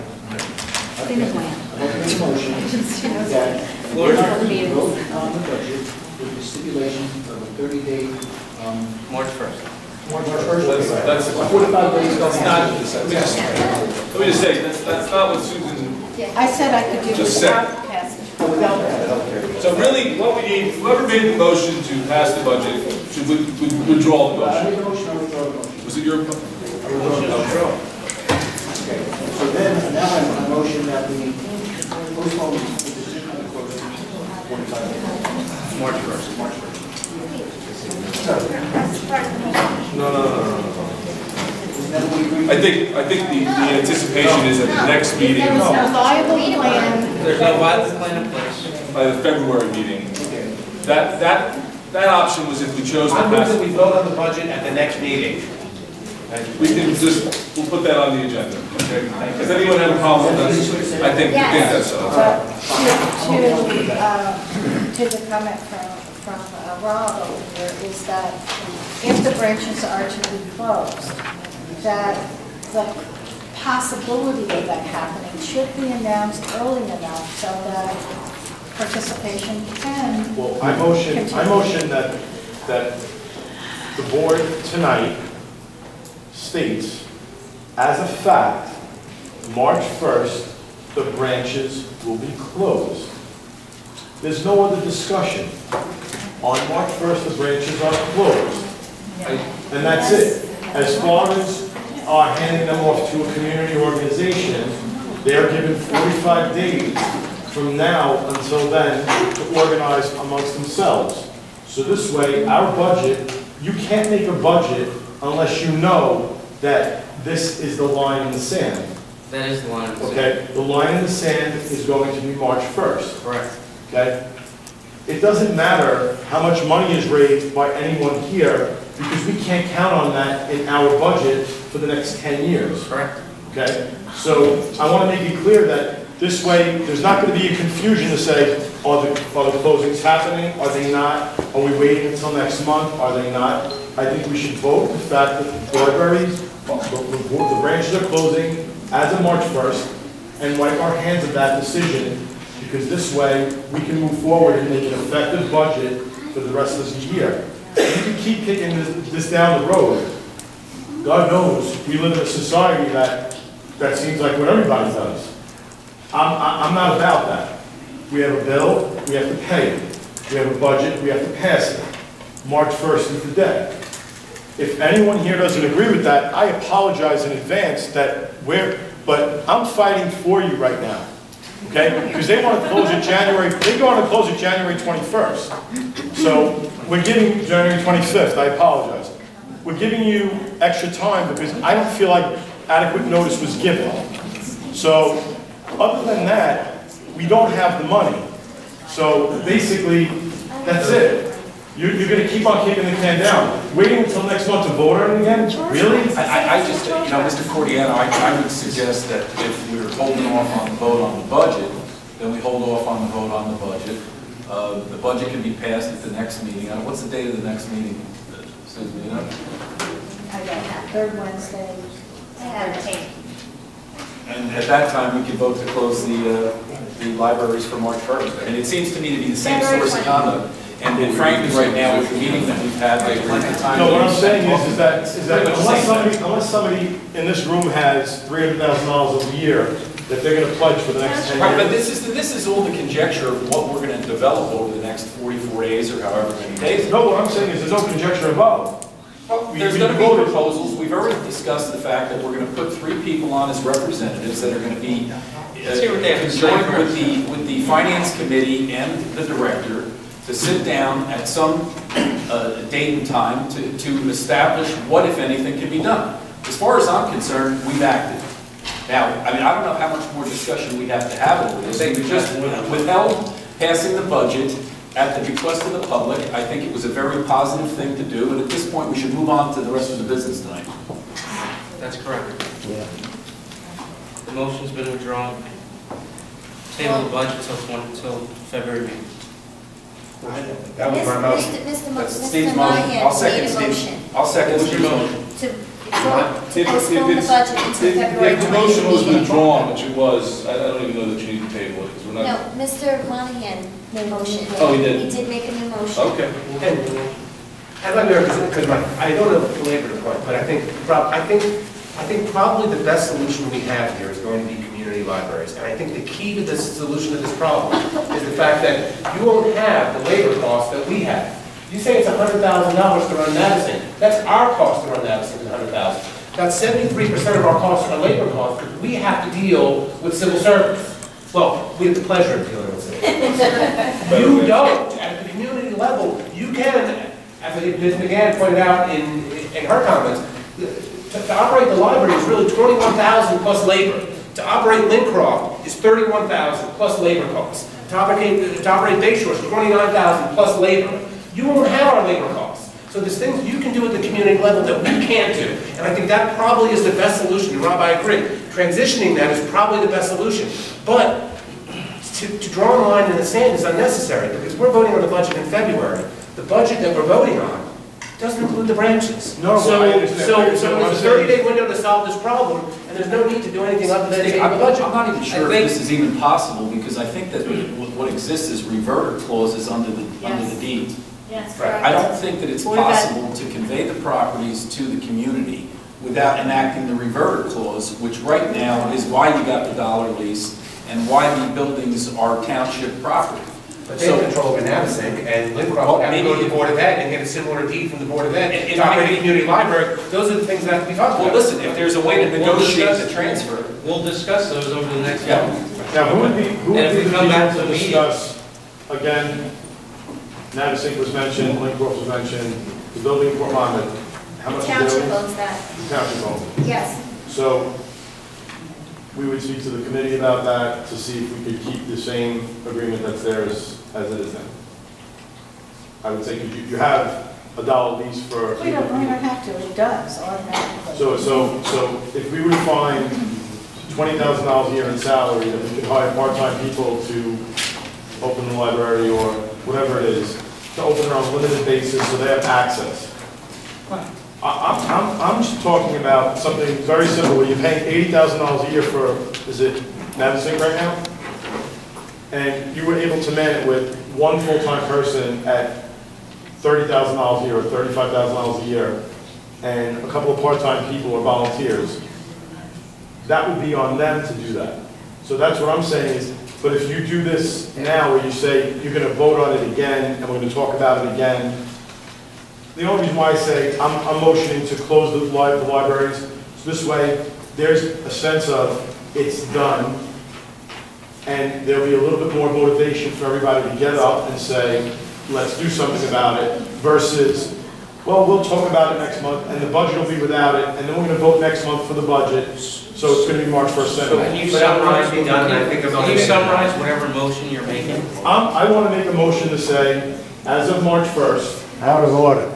We are going to There's a motion on the floor. That's true. Somebody's got to. And there was a second. There was a There second. was a motion. Why don't you do us a favor, Wendy? You can make a motion after we act on this motion, but apparently there was a motion in a second. Maybe you could announce what that was, because I don't remember.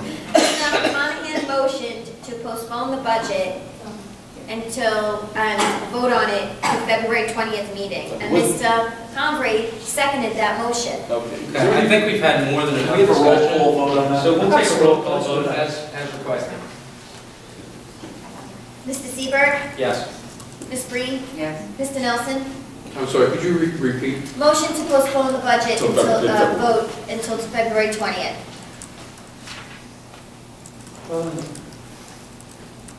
Mr. Nelson? Yes. Mr. Convery? Yes. Mr. Wilson? Yes. Mr. Monahan? Yes. Mr. Coriano? Yes. Mr. Shivia? Yes. Mr. DeKalb? Yes. Motion moved. Thank you. Okay. No, there's any other motions? All right, my motion is to formally announce the closings of the library branches on March 1st. Second. Who's second? Mr. Nelson. Okay. To formally announce them? That's what he said. Formally Announce announce them the out. The closing. charted course is to close the branches. To close. Notification period. Notification, To get 45 days and from negotiate. today. Exactly. To clarify the motion, is it to formally, To formally announce tonight the closing of the libraries as of March 1st. could I ask Mr. McCumber if you could rephrase the motion? Is the motion to close the libraries as of March 1st? Yes. Or is it to formally No, announce tonight? To close the libraries as of March 1st. Okay, so the motion is to, Mr. McCumber. I would say to close it March 1st unless some other action is taken by the board. What do you know? What do you know? What do you know? It's always an option. There's a motion and a second. Yes, there was Any second. discussion? That contradicts the vote. Second, as amended. Roll call vote? Thank you. Mr. Seaver? Yes. Mr. Nelson? Yes. Ms. Bree? Yes. Mr. Convery? No. Ms. Wilson? Mr. Monahan? No. Mr. Cordiano? Yes. Mr. Shibbians? Yes. Mr. DeCantis? Yes. Motion passes.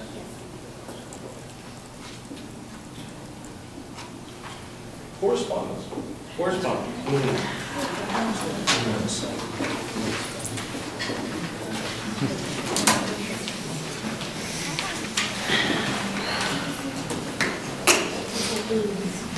I don't have any. Is there any other correspondence?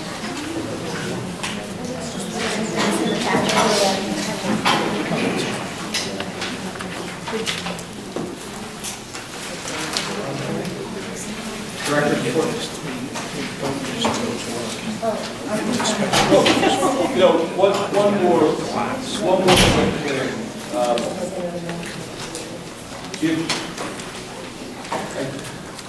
Just so we're very, very clear, you now have 3 representatives from the 3 branches, and the board is requesting that or directing the finance committee, together with Susan, to meet with these 3 representatives of these 3 groups and explore potential transition or potential solutions to the closing. Is that correct? As far as everyone understands? Okay. And the board may choose to formalize that action. If you don't feel it's necessary, that's fine. But that is an action of the board. You're directing Susan and the finance committee to undertake some action and to come back with Proposals by the So the board board may not to have another motion, but the board may consider acting on that formally. Because right now we just have I could state the motion if you'd like. How about it? Yes. Do we entertain a motion, the Board of Trustees directs Susan O'Neill, the director, and the Finance Committee to meet with representatives of the 3 branches identified at the meeting tonight to explore a potential transition / solutions to the branch closings as discussed. So moved. Second? Second. And to come back with a report. Who proposed the motion? He suggested. Who proposed it? I did. Mr. Monahan. Excuse me. Thank you. Do you want a roll call vote, Mr. Seaver? Yes, sir. Mr. Seaver? Yes. Mr. Nelson? Yes. Ms. Bree? Yes. Mr. Convery? Yes. Ms. Wilson? Yes. Mr. Monahan? Yes. Mr. Cordiano? Yes. Mr. Shibbians? Mr. DeCantis? Yes. Motion moved. Thank you for indulging. Thank you for putting it to President's report. Being the new president, thank you very much. I look forward to a very good year ahead. I hope all of our meetings are so well attended, although I doubt that'll happen. I'd also like to thank Mr. Nelson for serving as our president last year. He did a wonderful job, and I hope I can live up to the standards you set. Other than that, I don't have much else to say at this point, so I will give Mr. O'Neill the floor.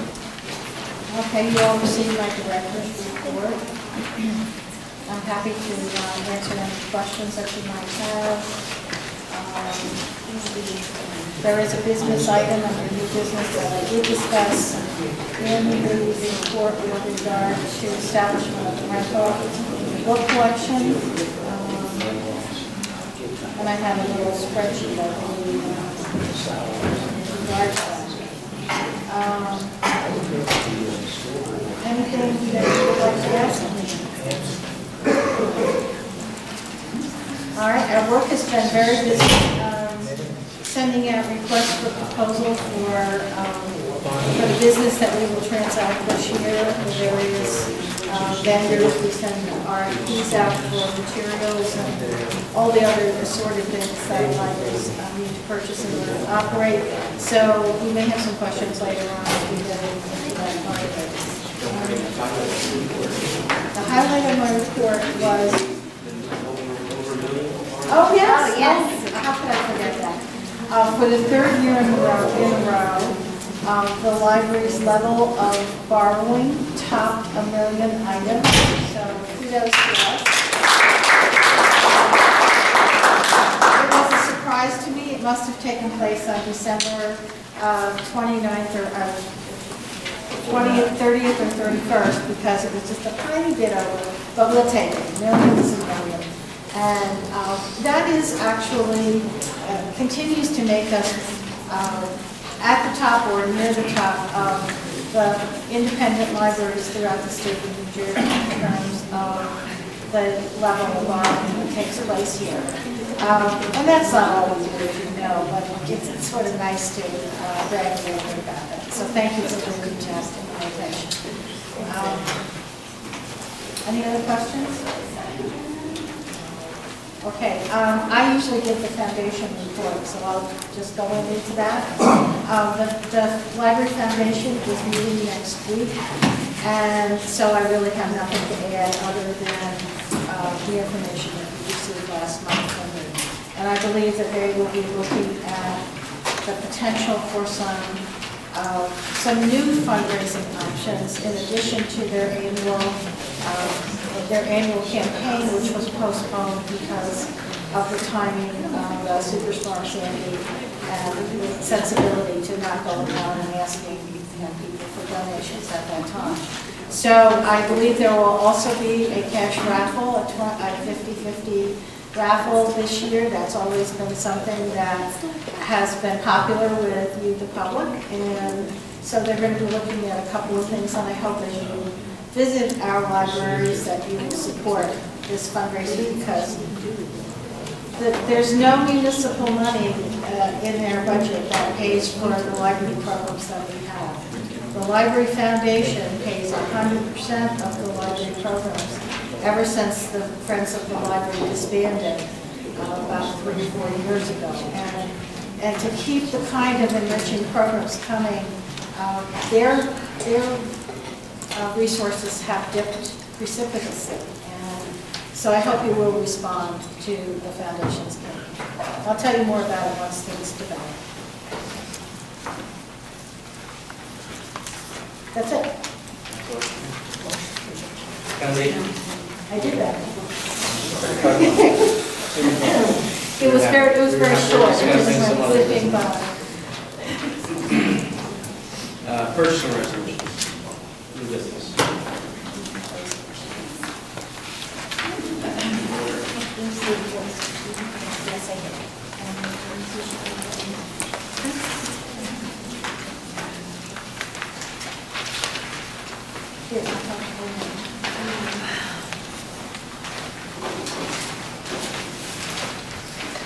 Sorry, this is a lot of paper. The board gets to do that. Usually they don't. Not at the beginning here. The vendor ones. The vendor ones I do. I just want to preface this because I know Brett is new. Brock is new at this as well. At the first meeting of the year, the library does pass a number of special resolutions indicating the vendors with which it will be doing business. The ones that don't require bids for purchasing, that are in excess of the bid threshold in the state of New Jersey, because we're exempt from those. We establish what attorney proposal, who's going to be our attorney for the year, and a number of things like that. So we'll start marching through them. Okay, resolution 2013-01 is for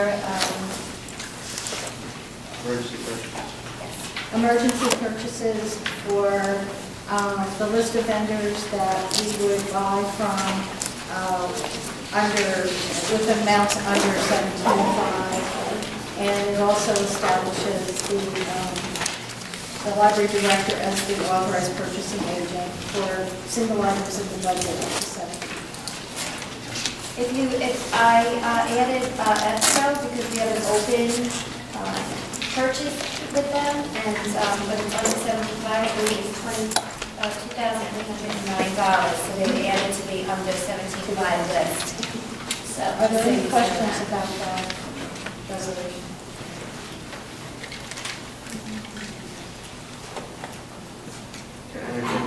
Roll call or simple vote? Roll call or? Roll call. Yes. Yeah, roll call. Roll call. Money. Well, somebody has to make a motion. Someone doesn't need to make the motion. Motion to accept 2013-01. Second? Second. Roll call? Mr. Siebert? Yes. Mr. Nelson? Yes. Ms. Breen? Yes. Mr. Convery? Yes. Ms. Wilson? Mr. Monahan? Yes. Mr. Cordiano? Yes. Mr. Shivitz? Yes. Mr. Kansas? Yes. Motion, resolution 2013-02 is that we establish the names of the banks with which we will be doing business or could do business with during the course of the year. That list is on that resolution. And it also, we can bundle? Okay. When we get to the All right, next. so, and it also resolves that our two official newspapers will be the Asbury Park Press and the Independent. And they are notified at the beginning of the year of the calendar meetings. Resolution 2013-03 is to buy Middletown whenever possible and whenever proposals are considered equal, and then receive that the vendor that is the local one would be favored. Just jump in if you have any questions. 2013-04 is a resolution that those of you who were on the board last summer, which is all but two of you, I think, is that Assistant Director Amy Kearns, who has not returned to work. She took leave in July of last year, and various responsibilities, duties of Ms. Kearns had to be reassigned within the library. And at that time, we put forward a resolution to give a temporary raise to 4 employees to help, who were assigned to cover these responsibilities. So, questions related to that? Her date of return is unknown at this point, so we are suggesting that it go through the first 8 pay periods or until there is a disposition of that. 05 establishes the fact that we require 2 signatures by officers of the board for any financial transactions on behalf of the library, and that we certify who these officers are. So that will be updated to reflect tonight's elections. 06 is a resolution which we pass, or that we put forward every year, indicating that there's a commitment to support the continuing education of library employees within the professional associations in New Jersey, and that a certain percentage of the dues is reimbursed to the employee. Any questions there? 07 begins the purchasing. Actually, I do have a question on 06. How much is that? Couple $100.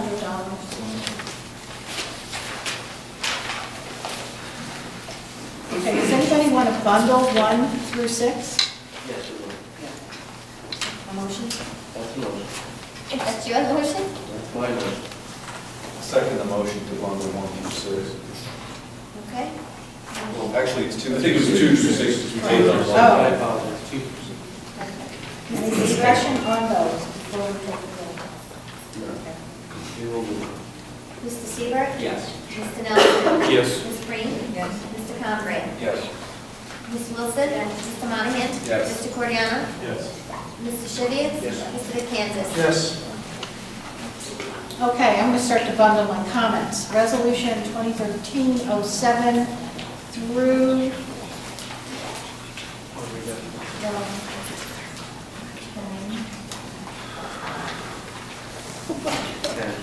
Through 10, okay, 7, 8, 9, and 10 are purchasing resolutions, and the first is with a company called Midwest Tape that provides us with DVDs, audiobooks, CDs, and other assorted media.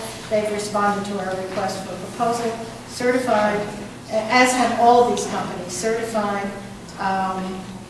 that they that are able to provide the services as specified in the RFP, and further that they have submitted their business entity disclosure certification form, which is that shows that they have not made any reportable contributions to a political candidate in Middletown Township in the previous year, and that this prohibits that getting this contract prohibits them from making any reportable contributions throughout the term of that contract. And Midwest Tape is a vendor of audio materials. The company Baker & Taylor is our main vendor of books and other materials. The vendor recorded books is in audiobooks and e-books, and the vendor OCLC is our source for our online catalog and interlibrary loan. They also provide training and other specialized technical services, but that's our link with getting records into the catalog for all items that we purchase. Are there questions about these? No, they're pretty good. Do we have a motion? We have a motion? Motion for 07 through 10. 10? 7 through 10. Motion. Second. Roll call? Mr. Seaver? Yes. Mr. Nelson? Yes. Ms. Breen? Yes. Mr. Conrad? Yes. Ms. Wilson? Yes. Mr. Monahan? Yes. Mr. Cordiano? Yes. Mr. Shivia? Yes. Mr. Kansas? Yes. Okay, 11 might result in a couple of questions or some conversation. One of the RFPs that I have not sent out this year is in regards to the main library HVAC and control system. We have an electronic control system that is maintained remotely as well as internally to help regulate the air conditioning and heating of this building. When I was thinking, the same company who installed this equipment, this is carrier equipment, it's installed on the roof, the same company that installed it, that had a successful bid and installed it in 2004, is the company that has won the contract over the last couple of years. And I've been aware of an escalation in needed repairs. We approached the 30,000 mark. In 26. Yeah, we approached that and we had some carryover. We're starting the year again with some repair needs.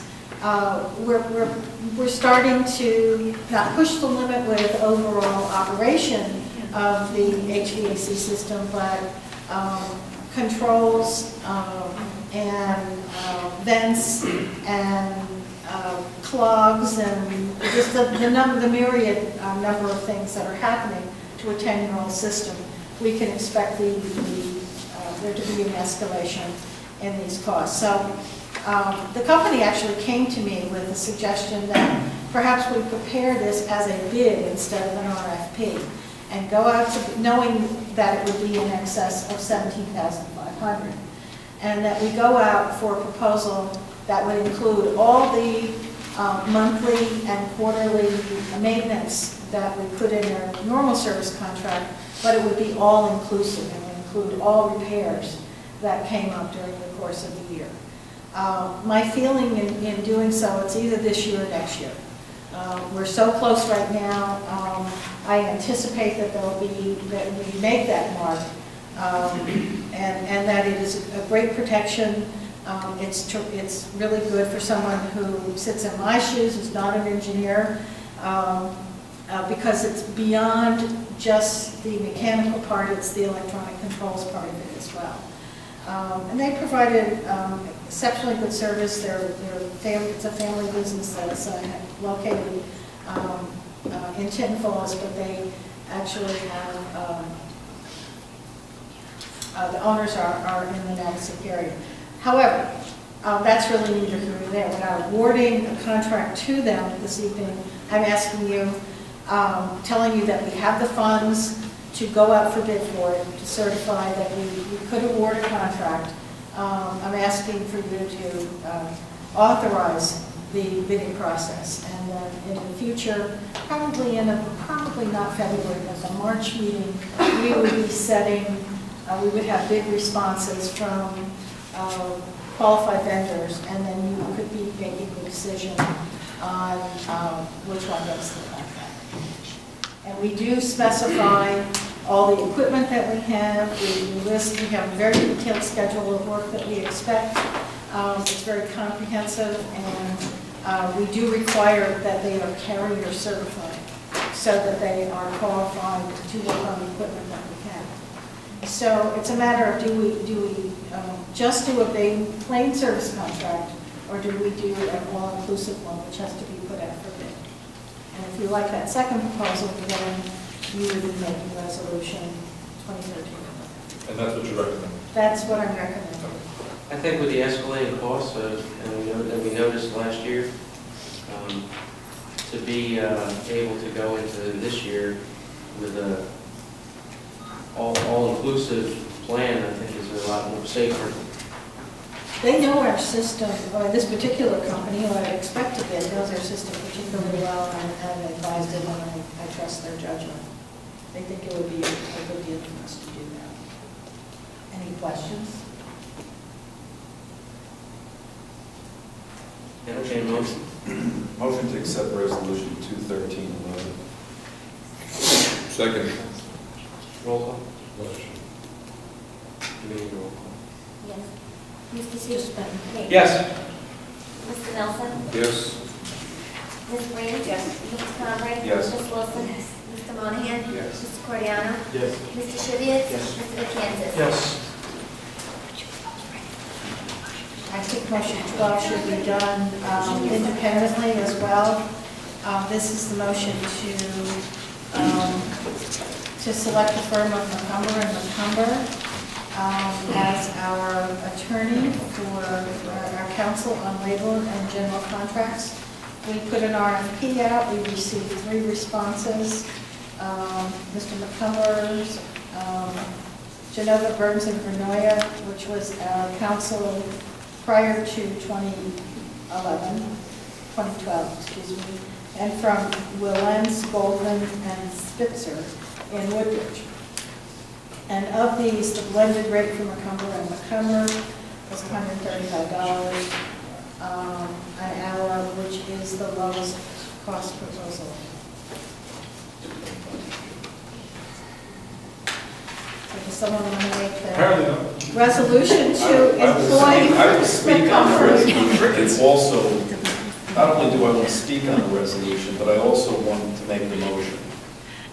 I think that that gentleman has provided the utmost in legal services to this board. I know that there was issues concerning having a full-time attorney on this board, but one could look at the legal bills that have been submitted, and it's not only been his attendance at these meetings that I think has absolutely been crucial to some of the issues that we've been dealing with, but it's been his availability, the way that he's been able to handle a lot of legal issues with this director, and I wholeheartedly support Armin McCumber and the McCumber Law Firm, and I make the motion that they be appointed. I'll second that motion as long as he always sends his dad in his place. Send a So representative. we did without that advice. So that's one endorsement and one sort of roll call. I'll second the original proposal. Mr. Seaver? Yes. Mr. Nelson? Yes. Ms. Breen? Yes. Mr. Convery? Yes. Ms. Wilson? Yes. Mr. Monahan? Yes. Mr. Cordiano? Yes. Mr. Shivitz? Yes. Mr. Vitcantis? Yes. Thank you very much. Thank you. Resolution 13, does anybody have any questions on any of these? This is closing of certain accounts and trying to condense them and fold them into each other so that we'll have a general reserves account, we'll have a restricted fund account, we'll have a state aid one, to renew the Two Rivers CD that matures next week, one of them, but to cash in another. Any questions on those actions? And those of you who will have to have like a signing. These deposits are insured, correct? Yes. Insured up to how much? Yes, we can go up over, we're not over the maximum at Hudson City. And the idea is to, actually Hudson City is changing to another name, and I don't have it here, but the Hudson City Money Market has consistently given us the best percentage. So the idea was to try to put more of our reserves rather than less into the one with the higher yield. But I think we can safely reinvest that one CD. The state aid one we need to pull in because our purchasing plan for our budget is to spend that money during the year. Kind of just a cleanup and organization of Yes, what's existing. yeah, one report that was 5 pages will be going to 2. I think it'd be a lot clearer to do with restricted funds in the one account. Yes. Absolutely. Motion, can I have a motion? Motion to accept 2013-13. Second. And who did the second? I'm sorry. I did. You want to do the roll call? Yes. Yeah, you're the, okay. Mr. Convery? Yes. Cynthia? Yes. Mr. Monahan? Yes. Mr. Cordiero? Cordiano. Mr. Shivitz?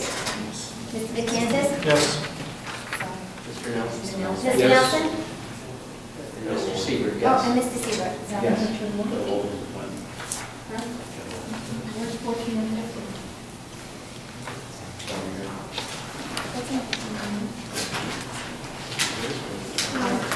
I don't have it. Do you all have one? Yeah, everybody's got it. It was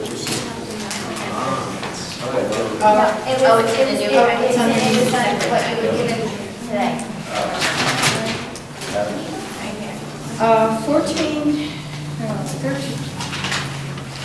14 and 15. These are 2 more purchasing resolutions. The 14 is with the Gale Group, which publishes ebooks. We have standing orders and reference sets with that particular vendors. It's called Gale Cengage Learning. And the 15 is with Ingram Company, which is a competitor of the Baker and Taylor one and offers discounts very, very similar, and also a little percentage discount if we pay our bills quickly. So I'm hoping to use Ingram for the book rental programs that gets approved. But we've always had 2 or 3 contracts let with our book jobbers. If we can't get a certain item from one place, we try them. And then you have specialties. Some do better in children's materials, some do better in media, so we do spread our orders randomly. Are there any questions on 14 and 15? Can I get a motion for both of them? Motion for 2013 and 2014. It's actually 2014, 14 and 15, I apologize. Roll call. Mr. Siebert? Yes. Mr. Nelson? Yes. Mr. Kansas? Yes. Mr. Shivitz? Yes. Mr. Cordano? Yes. Mr. Monahan? Yes. Ms. Wilson? Yes. Mr. Conrad? Yes. Ms. Yes. Brady? Motion carries.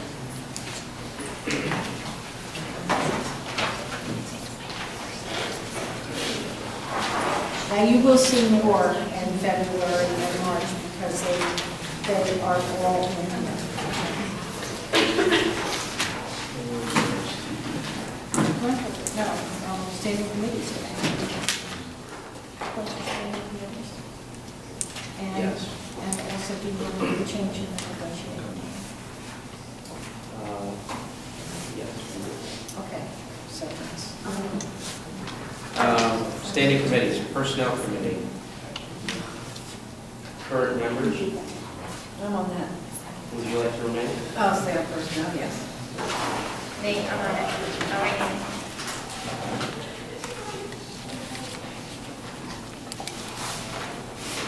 All right, so. Can you clarify that? Are you appointing Cynthia and Vivian to personnel? Correct. And as president, you? We'll sit on. I thought we had enough. We did have Stephanie. Yeah. Yeah. Mr. Monahan, would you like to volunteer? Personnel committee? Sure. You have to have Quite pleasant. a good personality. That's a good committee to be on. Really? And Yeah. Finance Committee. Finance has been. Mr. Shevitz, would you like to volunteer for that position again? Mr. Cordiano, would you like to be involved with Finance Committee? I would love to be on the thing. Mr. Nelson? I would also, We definitely yes. need, we definitely need your expertise again. Most definitely. Thank you. Okay. And our meeting dates, Negotiating team. negotiating. They have had one meeting. We've had 1 year. That's Mr. just Nelson, for you. you've been on that track. And Ms. Brady? Yeah. Mrs. Conrad, would you like to continue your position, or would you like to step down? I'll continue. Okay. And who's the third person was Vivian. Yeah. You'll step. Okay. And dates? Board calendar dates? Board calendar dates. For as long as I can remember, actually the whole time I've been here, the library has been on the third Wednesday. But there is a formal decision, which is in your hands, as to whether you want to continue that or whether somebody wants to propose another. I'll make a motion to accept the proposed dates and time. Do we have a second? One question, do we have a problem in November with Thanksgiving this year? It's, No. no. It's the week. It's the week It's- before. It's, yeah, it's before. It's the week before, I apologize. That's Also, next month, on February 20th, I'm going to be on the middle of a cruise. Gotta catch them through. Sorry. Enjoy your day off. Yes, exactly. I'm so sad that I have to leave this week. Someplace warm, I hope? They tell you not to cancel your vacation. No, of course. I have a question though. Being that this budget meeting and this decision is as important as it is, and the people that are voting to come back and do whatever they're going to do as far as trying to, is it wise to have a meeting on the 20th, or should we have it a week later When you're back. to give them more time to organize themselves? The mayor come. The mayor can come. I don't know, it's a big deal to change a meeting date like that. Yeah, but a lot of us School didn't board meet on this night, and is this going to be something that we want to have someone else's participation in, or? please. And I'm not saying this because I'm dying to be here and I'd rather not be on the cruise. You guys knock yourselves out next month. I think 4 weeks is enough time to meet with the appropriate people.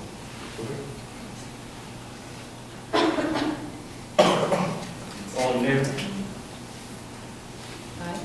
Any opposed? Any opposed? Motion carried. Do we bypass the open rental program? Yes, we do. The Finance Committee is often asking me to pursue revenue generation options, and one of the things that was brought up was the possibility of establishing a rental collection for premium, that is the most per release, the most popular DVD materials. But I came back to the board the next month and said, I had this discussion with my staff because one of the acid tests of new policy and new services is really, is your staff on board? Is it something that we can implement in a cost-effective manner, and what kind of return on the investment that we have? And they were very much against this because of the amount of labor that's involved in processing these materials, getting them into the catalog, and then changing it as soon as they're no longer popular, and just felt that the labor per item was just going to be a huge imposition and impact the overall quality of maintaining our catalog and our collection. But they said, wait, our product is books. We have competition with Netflix, with the red boxes, with the streaming video and things like that, and let's not try to take that on head, as in head-on competition, but that you don't see 6 very big models of book rental programs. And the premise of that would be that the most popular bestsellers would be purchased in quantity, so that there were always free copies available for library visitors. There would always be copies that could be put into our hold system, so that you're guaranteed receiving that at a certain point in time. You just have to wait until your number's up. But that this would be take advantage of the serendipity, that something might be on the shelf, a popular item might be available, whereas otherwise they would all be out in circulation. So we would establish a short-term, a loan period, say a week, and charge $2 a week for that, and possibly purchase 80 or so titles a year. And I worked out a model that I thought we could actually make a little money on it, and if it is successful after a full year, we might see that it's self-sustaining and might actually grow a little bit. And that it's not reinventing the wheel. A number of libraries have them as rental collections. And because they circulate for a longer period of time, it is not as labor intensive to our staff. We did have a concern with the fact that we've invested very heavily in a self-service system, and when you have people needing to pay in order to borrow, that does require a staff intervention. So with that in mind, we thought we could begin and do like quarterly orders and get something going within the next 30 days. So I'm in favor of this. And the resources to fund it would come from the fiction budget, which is part of the materials budget that I allocate, because ultimately they will go into the same pool and be used by the same people. It's just that, like as I said before, that serendipity will take in effect, and for a very small fee, people will see bestsellers before having to wait for them for a period of weeks or months. So I think it has some plus for some people, but it doesn't create so much of an economic divide that the only way a person can read a bestseller or have access to it is through that system. There's still that option to put something on hold and wait for it. So we're not saying only those who are willing to pay would have access. So I think it meets a couple of needs, and it might move books through that reserve system a little faster. If somebody sees something that they've been waiting for, it moves that list along and pops it out. So I'm willing to give this one a try. I wouldn't say we would do it without taking a look at it after about, let's give it more than 90 days. Let's give it, I would say 6 to 9 months, and I'll come back to you with a review of how we're doing. We want to break even, and if it's clear within the first 90 days that we're not going to break even, then we'll do it. We sure Pay up make front, money. Susan? You pay up front? I think that would probably be our preference. Yeah. That would be our preference. And should the overdue then for that book be more than the regular rental? It would then be another rental. Another $2 a week? Yes. Even if it's just for a fraction of a week? Yes. Okay. We're going to have to set some standards, and I know people will want to negotiate. I only want it for 3 days. Can I only pay, 30% of it? But I think we have to have some standards here. So what do you think? Your intent would be $2.50 a week, $2 a week? $2 for a summer day. And just limited to that, or If somebody wanted to keep it longer than that, they've extended that. another 7 days? And it would be another $2. Personally, I think it's a great idea. I question whether perhaps we might want to go maybe $2.50 rather than $2. Well, let's try the Assuming $2. If people it's might have successful, an then we'll opportunity raise this it. time. I picked the 2 because it's easier to transact that. I think, when you think about what you have in your wallet, it's just a little, there is a profit built into this at $2. At $1 or $1.50, we couldn't do it. No, I just question whether people would be finished with it in a week's time. Oh, yeah. Well, they have to make that commitment. Heavy readers, sure. If it's a Stephen King and it's like that, you don't check out 2 other books, along with it. But if Stephen King would be doing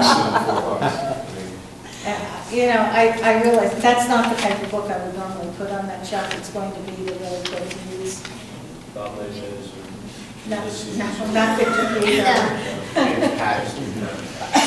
50 Shades. In the course of a year, there's only about 80 authors who have that bestseller status, that their names are bigger than the title on the jacket. And so, and already I can go online and I know what books are being published in July. So I can do some macro ordering here, and so it can be pretty effective. I think it's a good idea. I would watch over this. This would be my little pet project, so I'd be watching it.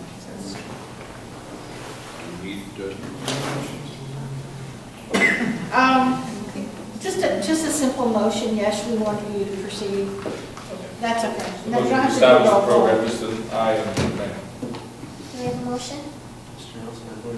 Oh, you did, I'm sorry. Second. Thank you, Mr. Goldman. All in favor? Aye. Aye. Motion carries. Congratulations.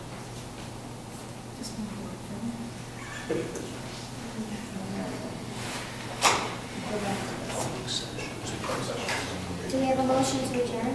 No, we're not there yet. One more public session. We have one more public Oh, session. sorry. I was pushing.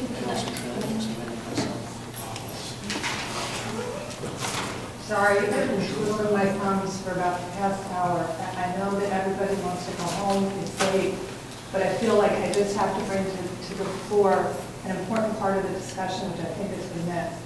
I want to say that I absolutely get the torturous position that you've all been in. The numbers are reality, and I am grateful and thankful for your willingness as a board to set that 45-day limit. And I think that it's a good start that there are members of the community who are willing to talk. I think as part of that discussion, as a board, or maybe with parts of the community, I think what's missing is I haven't heard, if these libraries close, what happens to the resources contained in those libraries? What happens to the books? What happens to the computers? If you as a board were able to articulate that those books were going to go into classroom libraries to help Navesink, to help the Port Monmouth School, to help the Lincroft School, which doesn't even have a school library, I think that might motivate some people differently in terms of how they deal with trying to come up with community solutions. Fundraising is horrible. It's an awful thing to do. I know that from running my own organization. And unless you have a good sized plan that's going to last you for 5-10 years, it's not worth it to undertake something because then you end up in a worse off position. And I would, these libraries are a valuable part of the community, and I would hate to see something happen that they're even worse off in a year from now. If the township can somehow keep those 6 computers operating in the town of Port Monmouth so that people who are only walkers can get to them, I think if you can articulate that to these members of the community, and you don't have to do it tonight, but when you have those meetings, it might motivate them because they say, if these books are going to be available to our kids, if you're going to make them available at the nursing homes or in a little rec center, I think that might make what you have had to do a little bit more palatable. It might influence people differently. But to get up here and say, I want to make a motion, and I apologize, but to close the libraries March 1st without, at least creates these pictures of there are going to be these dusty, dank libraries. And our schools are in need. Our towns are in need. Port Monmouth is devastated, and I'm sure there's got to be some sort of solution. Thank you. To answer part of your, the director speak, to answer part of your question. Well, we have already had one discussion with Dr. George, the superintendent of the schools, and we're not going to presume that the schools, because they don't have school libraries, would want these resources. That's up for them to decide. But we are not rushing in to dismantle these materials, these collections. We would look for local distribution options, and we would also look for libraries that have in the region, our county and our state that have been devastated by the storm. I mean, it's a unique situation in that it's not just the items on the shelves. There are chairs and tables and bookshelves, and if we could offer a complete branch library someplace, they would be where there is a great need. We would certainly want to do that. And you're the one who works with better books or better. I run the Bridge Books Foundation, and I can tell you a town in South Jersey that hasn't had a library in over a year because they lost their library in Pennsylvania. Well, these are, everybody has good ideas, but we also have been brainstorming and have a whole list of possible places where these collections and the whole contents would go. But we had no intent, even if this closure had passed tonight, to rush in on the day after the closing and just sweep through. And they were going to sit. We were going to let it perk for a while for people to come up with some ideas and see where they could go. There are many national and international literacy organizations that would come and take whole parts of this collection. So we're going to be working on those. I just would ask that, if we as communities lose our libraries, that process of deciding what happens to our libraries be made open to the community for input and for suggestion. And I also would say, the books that we donate go to New Jersey's children. I mean, these books were purchased with New Jersey's funds. I mean, I would like to see every effort exhausted to make sure that these books, number one, stay in Monmouth County, and if not, at least stay in New Jersey. Because I can tell you there is still so much need for access to books. And thank you. I know it's late. While those 3 community representatives are still in the room, I will also charge you with that task. If you cannot find a solution to not closing a branch, that come up with possibilities of places or organizations that may use contents of the building. Sir, step up to the microphone, please. I have a brief. Referring to some of the comments that I heard. Your name and address. Bob Splitter from New York. Thank you. There was a mention of savings of 100,000, 200,000, 300,000 for closing the libraries. I would ask Mr. Monahan if he would pursue finding out what the exact figure is and convey that to whoever needs to know it. Because I can't say I know it, right? Well, since you raised the question, I hope you would follow up on it. To be quite honest with you, sir, the cost and savings are two very different things. You can attribute certain costs of operating a branch, such as the director's salary. Yeah. But by closing a branch, we're not necessarily saving the director's salary. It was mentioned the savings of 100,000, savings of 200,000, savings of 300,000. All I What's the ask savings? is the savings, what that figure? I gave you an opportunity to talk. No, it's my turn to talk, it's a public session. You should listen now. When I'm finished, you can say anything you want to say. Okay, every 5 minutes. Continue speaking. Mr. Connery, you mentioned involvement with the Board of Education, also the township. I mentioned, getting them involved? Yeah, if we can. Right. I think it's essential that they at least participate in some form, because they could contribute to the solution. Okay? Mr. Coriato, you asked a question about the health insurance and such. And the answer that came back to you is if you had attended a meeting where the CFO from the township gave that information, you would know what it was. For all those who had attended, they know what it is. But nobody responded to give you an answer. Thank you. Yes, sir. Thank you, sir. Ms. Ellinger? I understand it's late, and I really don't want to labor too many points, but, I really can't pursue this without the Board of Ed at the table. I've reached out to Dr. George, I've emailed with Amy Gallagher. I have talked to everybody. I have worked on this for 2 years. I wonder if you're really up to speed at what's really gone on here. Because, I've gone everywhere. I've talked to everybody. And I just don't know why this board is accepting the chargebacks. I just cannot get my head around it. Do you understand what they refer to when I say the chargebacks? Okay, I just want to make sure that we're using the right term that everyone understands. Because the question keeps coming up about demunicipalization. And this is something that was in your strategic plan, something that was a threat to the library. It's been mentioned other times.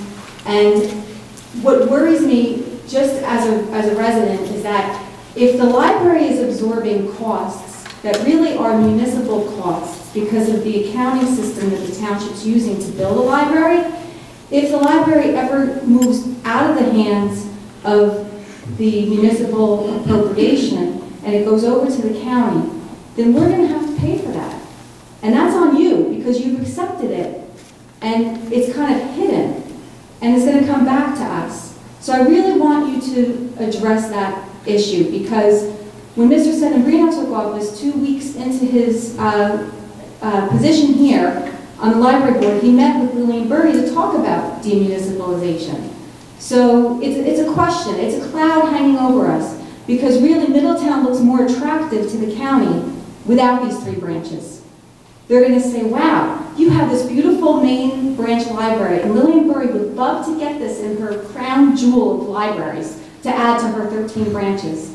And I wonder if this board is steadfast in insisting that the referendum would go to the public if the township and the library decide together and the public is unaware. But these costs, again, the costs and the chargebacks with the workers' comp, the benefits, it's not honest because it's hidden. And we're, as librarians, you're absorbing the cost for police and public works people. And all that's padded into those chargebacks. And it came up on you as a surprise because prior to this, the township will say that you weren't paying your fair share. I've heard that comment. And it's because they didn't have a CFO in place for a long time. So I just really think it's unfair to us, the public, that you haven't really looked at these chargebacks and examined with experts if they're really fair.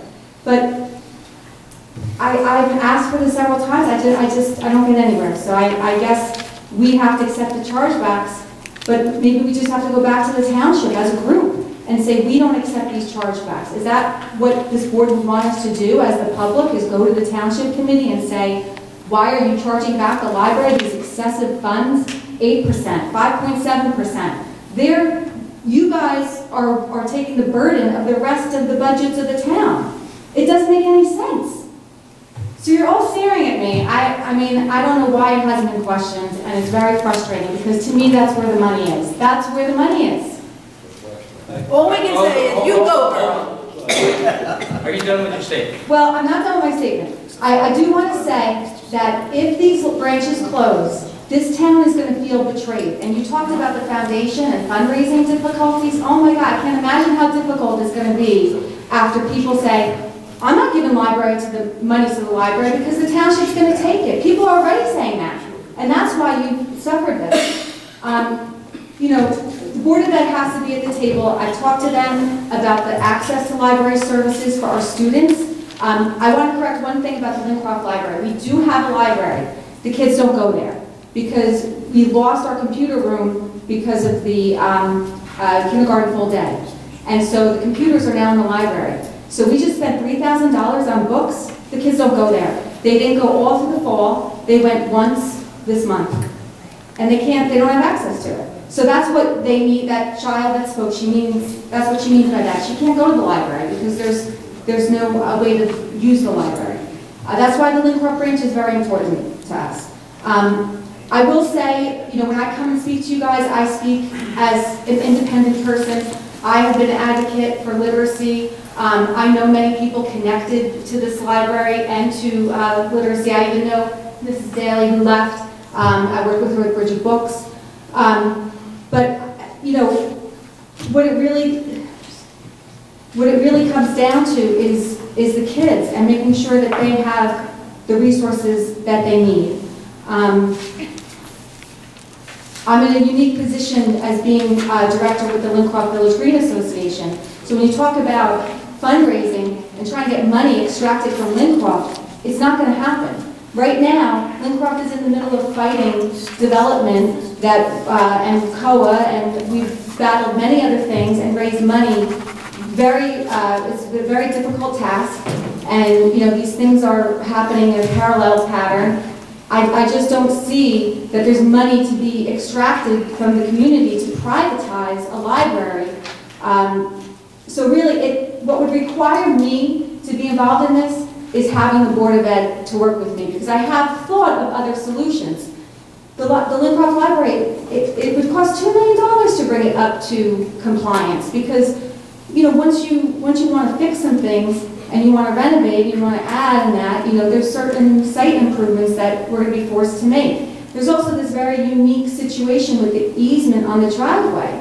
So the Board of Ed may choose to sell it, but they're restricted because the Board of Ed agreed with Hall and Hall to give them basically jurisdiction over the driveway. So now you have this building up on a hill with a small parking lot, and the driveway that gets to it is controlled by the neighboring tenant, the neighboring property owner. I'm sorry, can you... So, okay, I'm going to try to speed up, but you see the position you're putting me in, is that our community is strapped. It's too expensive to keep the library, to upgrade it to where it needs to be, and I need the Board of Ed with me to talk about this, but you cannot say to the Board of Ed, come meet with me. But Cindy, can you tell the Board of Ed to meet with me? I can request, have you attended a Board of Ed meeting? We have a representative. I don't go to the Board of Ed meetings. I think you should go. I mean, I've been to one or two. To be honest, it's because the public speaking portion is so late, and I can get all the information I need because we have such an active PTA. And I was on the PTA board, so we always have representatives there, and I always know what's going on. Then you need to reach out to those people. I have. I've reached out to Dr. George. You can answer. Well, you know what? But then I'm kind of stuck, because they may already have plans for the property, and I would love to see that I would love to see a library on our side of the street, to be honest. You know, if they want to sell the land and move it over to the Lynn Cross School side of the street and build something or expand the library. I mean, there's options, but really, it's not privatizing it. Privatizing it is not an option. It's not, because the materials, how could we possibly obtain the kind of materials that this library provides? It's impossible. And all the network access and all the subscription databases and that. So, you know, I'll give it my best try, but, you know, I really think without the Board of Ed at the table, I'm wasting your time. You know, because they're such a huge part of the equation. Throughout, really, with all the branches. With all the branches. Because they really need to assess how much access do our children get and how are they going to provide it to them. At last month's meeting, you said, the Board of Ed has relied on the library too much to provide the resources to their students. Summer reading, internet, whatever. And maybe that's true, but that should be determined. And as far as your absence, next month, Mr. Fiore should be able to come instead of you, as he did for Mrs. Murray last month. No, Mr. Sharpenberg, sorry. Dr. Sharpenberg, sorry. All right, thank you. Thank you. Yeah. You will enforce that. That was about 5. Leo Gustafoli, 121 Cranberry Court, Miles in Middletown. 3 things. One is my experience. I taught 37 years. I went to college for 16 plus years, and almost every school had its own library, and they were well supplied. If we're going to go to these local school boards here, I believe there's 17 schools in Middletown, those libraries should be funding the libraries with all sorts of audio visual aids, computers, and all sorts of learning materials to be read, and CDs, DVDs, whatever, so that they don't have to, so that this institution here, the 4 libraries in Middletown, have to become, I might be exaggerating, the be-all and end-all of supplying learning materials to school-aged children. Secondly, I have stood before this board before, but there's some new members here, so this may be redundant for 4 or 5 of you, and it will add to what the previous speaker to me said about joining the the Monmouth County library system. Some of you may have to go back to your township committee with the new mayor, Dr. Scharfenberger, and have them fashion a resolution, mail it to the freeholders. It'll probably get in the hands of Lillian Berry, freeholder Berry, and they will send it on to the Library Commission. Once that happens, then you can have all the special interest focus groups you want. It won't matter. They will then decide, when they look at your budget, whether or not they will take on this library with the 3 other libraries. This one perhaps is a branch library. The other 3 is member libraries. Tinton Falls is a member library. Atlantic Highlands and West Long Branch are branch libraries of the county system. So there's a difference, and that needs to be studied. Once the commission gets a hold of it, well, Lillian Barry has assured me that this library joins the county system, that the Middletown will save money. And I think he said the library will, or the municipality. She said it will save you money. Somebody needs to speak to her on this body, this governing body, this board, and find out information from her to see whether that's feasible or not. There's been no action on it yet, so some of you all seem to be intelligent to me from listening to you talk tonight.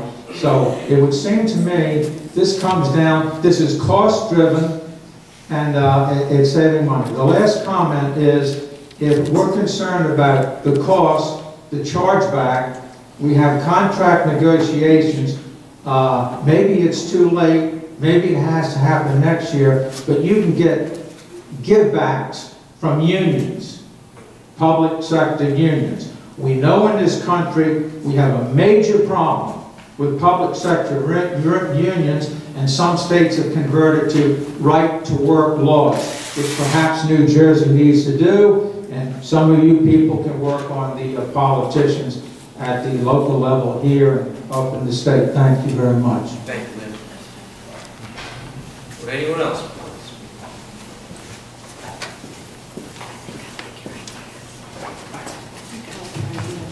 Hi, Liz Brown, 19 Mayport, and I know Ms. Brown, before you start speaking, please do not ask the board direct questions and pause to let them answer. The board will not answer questions until you're finished your statement. Okay. Thank you. I didn't notice you providing anyone else instruction, but okay. Couple comments, a few things. Something that, first, I'm glad that there's going to be a dialogue with the public. I don't think that, 3 members of the public, meeting with 3 members of the library board is really sufficient. It would have been nice if there were, a series of public information sessions. We're really a great, a forum where ideas could have been shared much more openly. I realize it's very little time, so there's a lot of pressure on those 3 individuals to really organize in their own communities. And Melanie mentioned the importance of bringing the Board of Education into the dialogue, and I think that's absolutely critical, especially with the deed for the Lincroft branch reverting ownership to the board that, when the town stops operating the library there. I think it is also important, and in particular for the Bayshore branch, which is the one building that the township will continue to own. It's important to bring the township or a representative from the township into that dialogue because, there's been sort of a preliminary announcement that these libraries would close, the branches would close, on the 25th of this month. So now we've kind of pushed that, I think, to March 1st. It's quite possible the township might have other plans for that building, which is the reason I think that they should be brought into the discussion.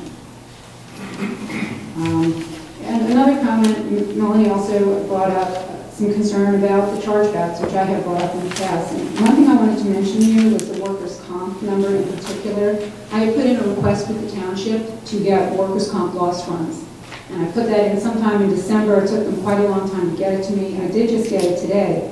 And I can tell you that the library's claims are extremely low. I got 3 years worth of claims. From 2010 to 2012, there were only 3 claims for the library. I think the total in those 3 years, I could be wrong, but I think about $500, $500. Maybe, could have been $1,500, it was extremely low. But let's say even if it's $1,500, that's over the course of 3 years, and you were charged, what, over $100,000 for that chargeback, for that workers' comp line item. So, Melanie's point is that I think it's important to revisit some of those numbers since if any of them represented an overcharge, that they would continue into future years. So I would also recommend that you continue to look at that. With these loss runs, I am going to make a couple of phone calls and see if I can get some estimates. And I say estimates, not quotes. I'm not looking to bind coverage. I'm not looking to provide any confidential information to insurance companies, or nor am I going to be requesting any from them. So I'm not doing anything inappropriate. I'm just looking to get an estimate to provide you some more information about what it might cost for the library board to pursue, get a workers' compensation insurance policy in lieu of insuring with the town. And I guess a question that you need to look into is whether or not you have the authority to do that. And those are my comments for tonight, and thank you very much. Thank you, Mr. Would anyone else like to speak? With that, I'll entertain a motion to adjourn. Can I have a second? A second. Can I have a second? Oh, you have a second. Yes. All in favor? Aye. Any opposed? Thank you all for coming.